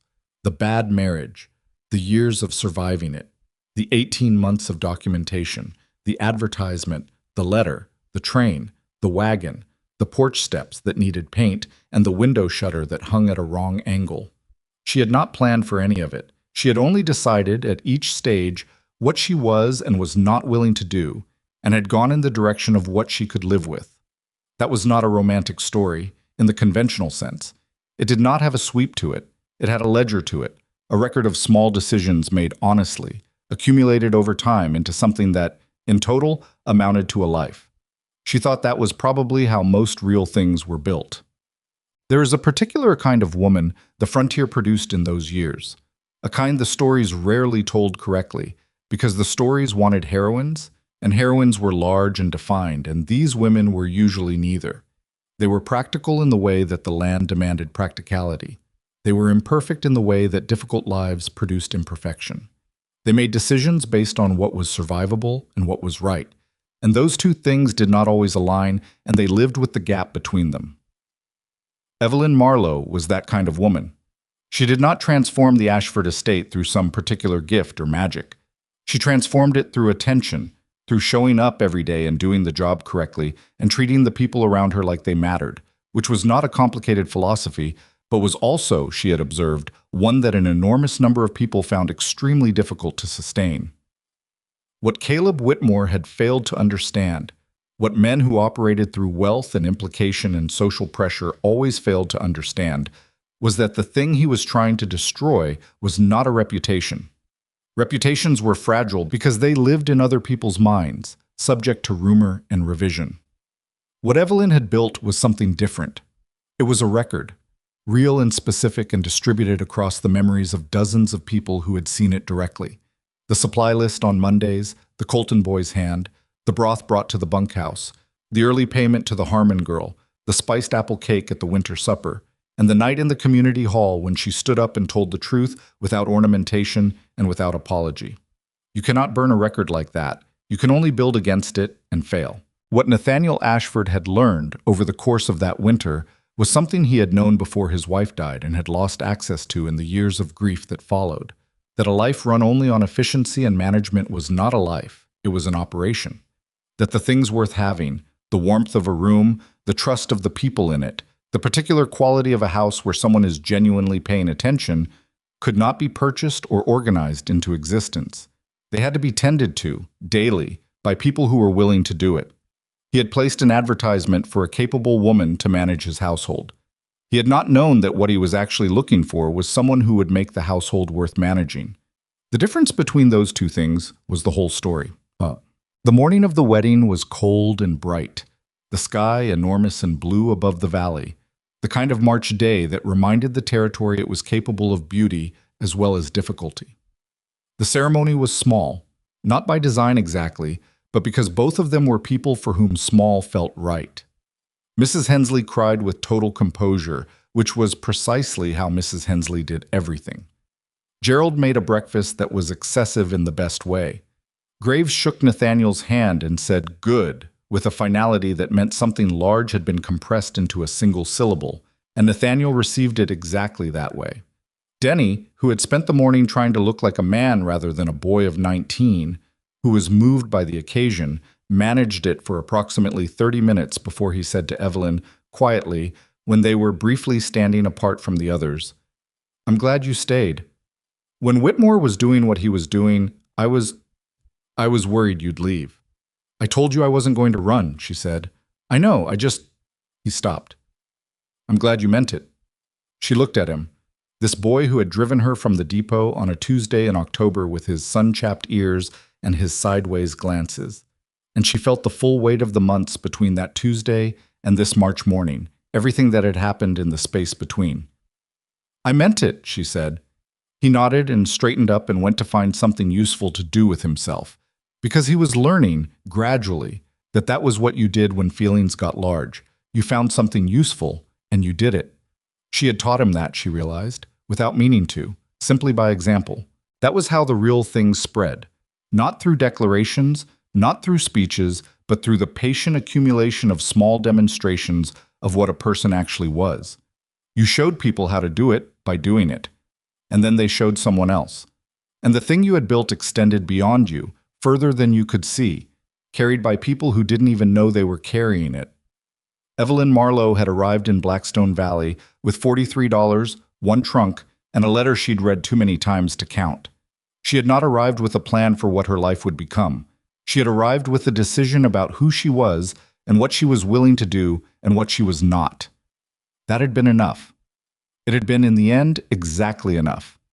The valley lay around the estate in the March light, still cold at its edges, beginning to soften at its center, imperfect and particular and entirely real. The creek ran along the western boundary, unfrozen now in its middle, ice still lining its banks. The cottonwoods were bare but budding, the faintest possible suggestion of green along their branches, the kind of green you could miss if you weren't paying attention. She was paying attention. She always paid attention. That, more than anything else, was who she was.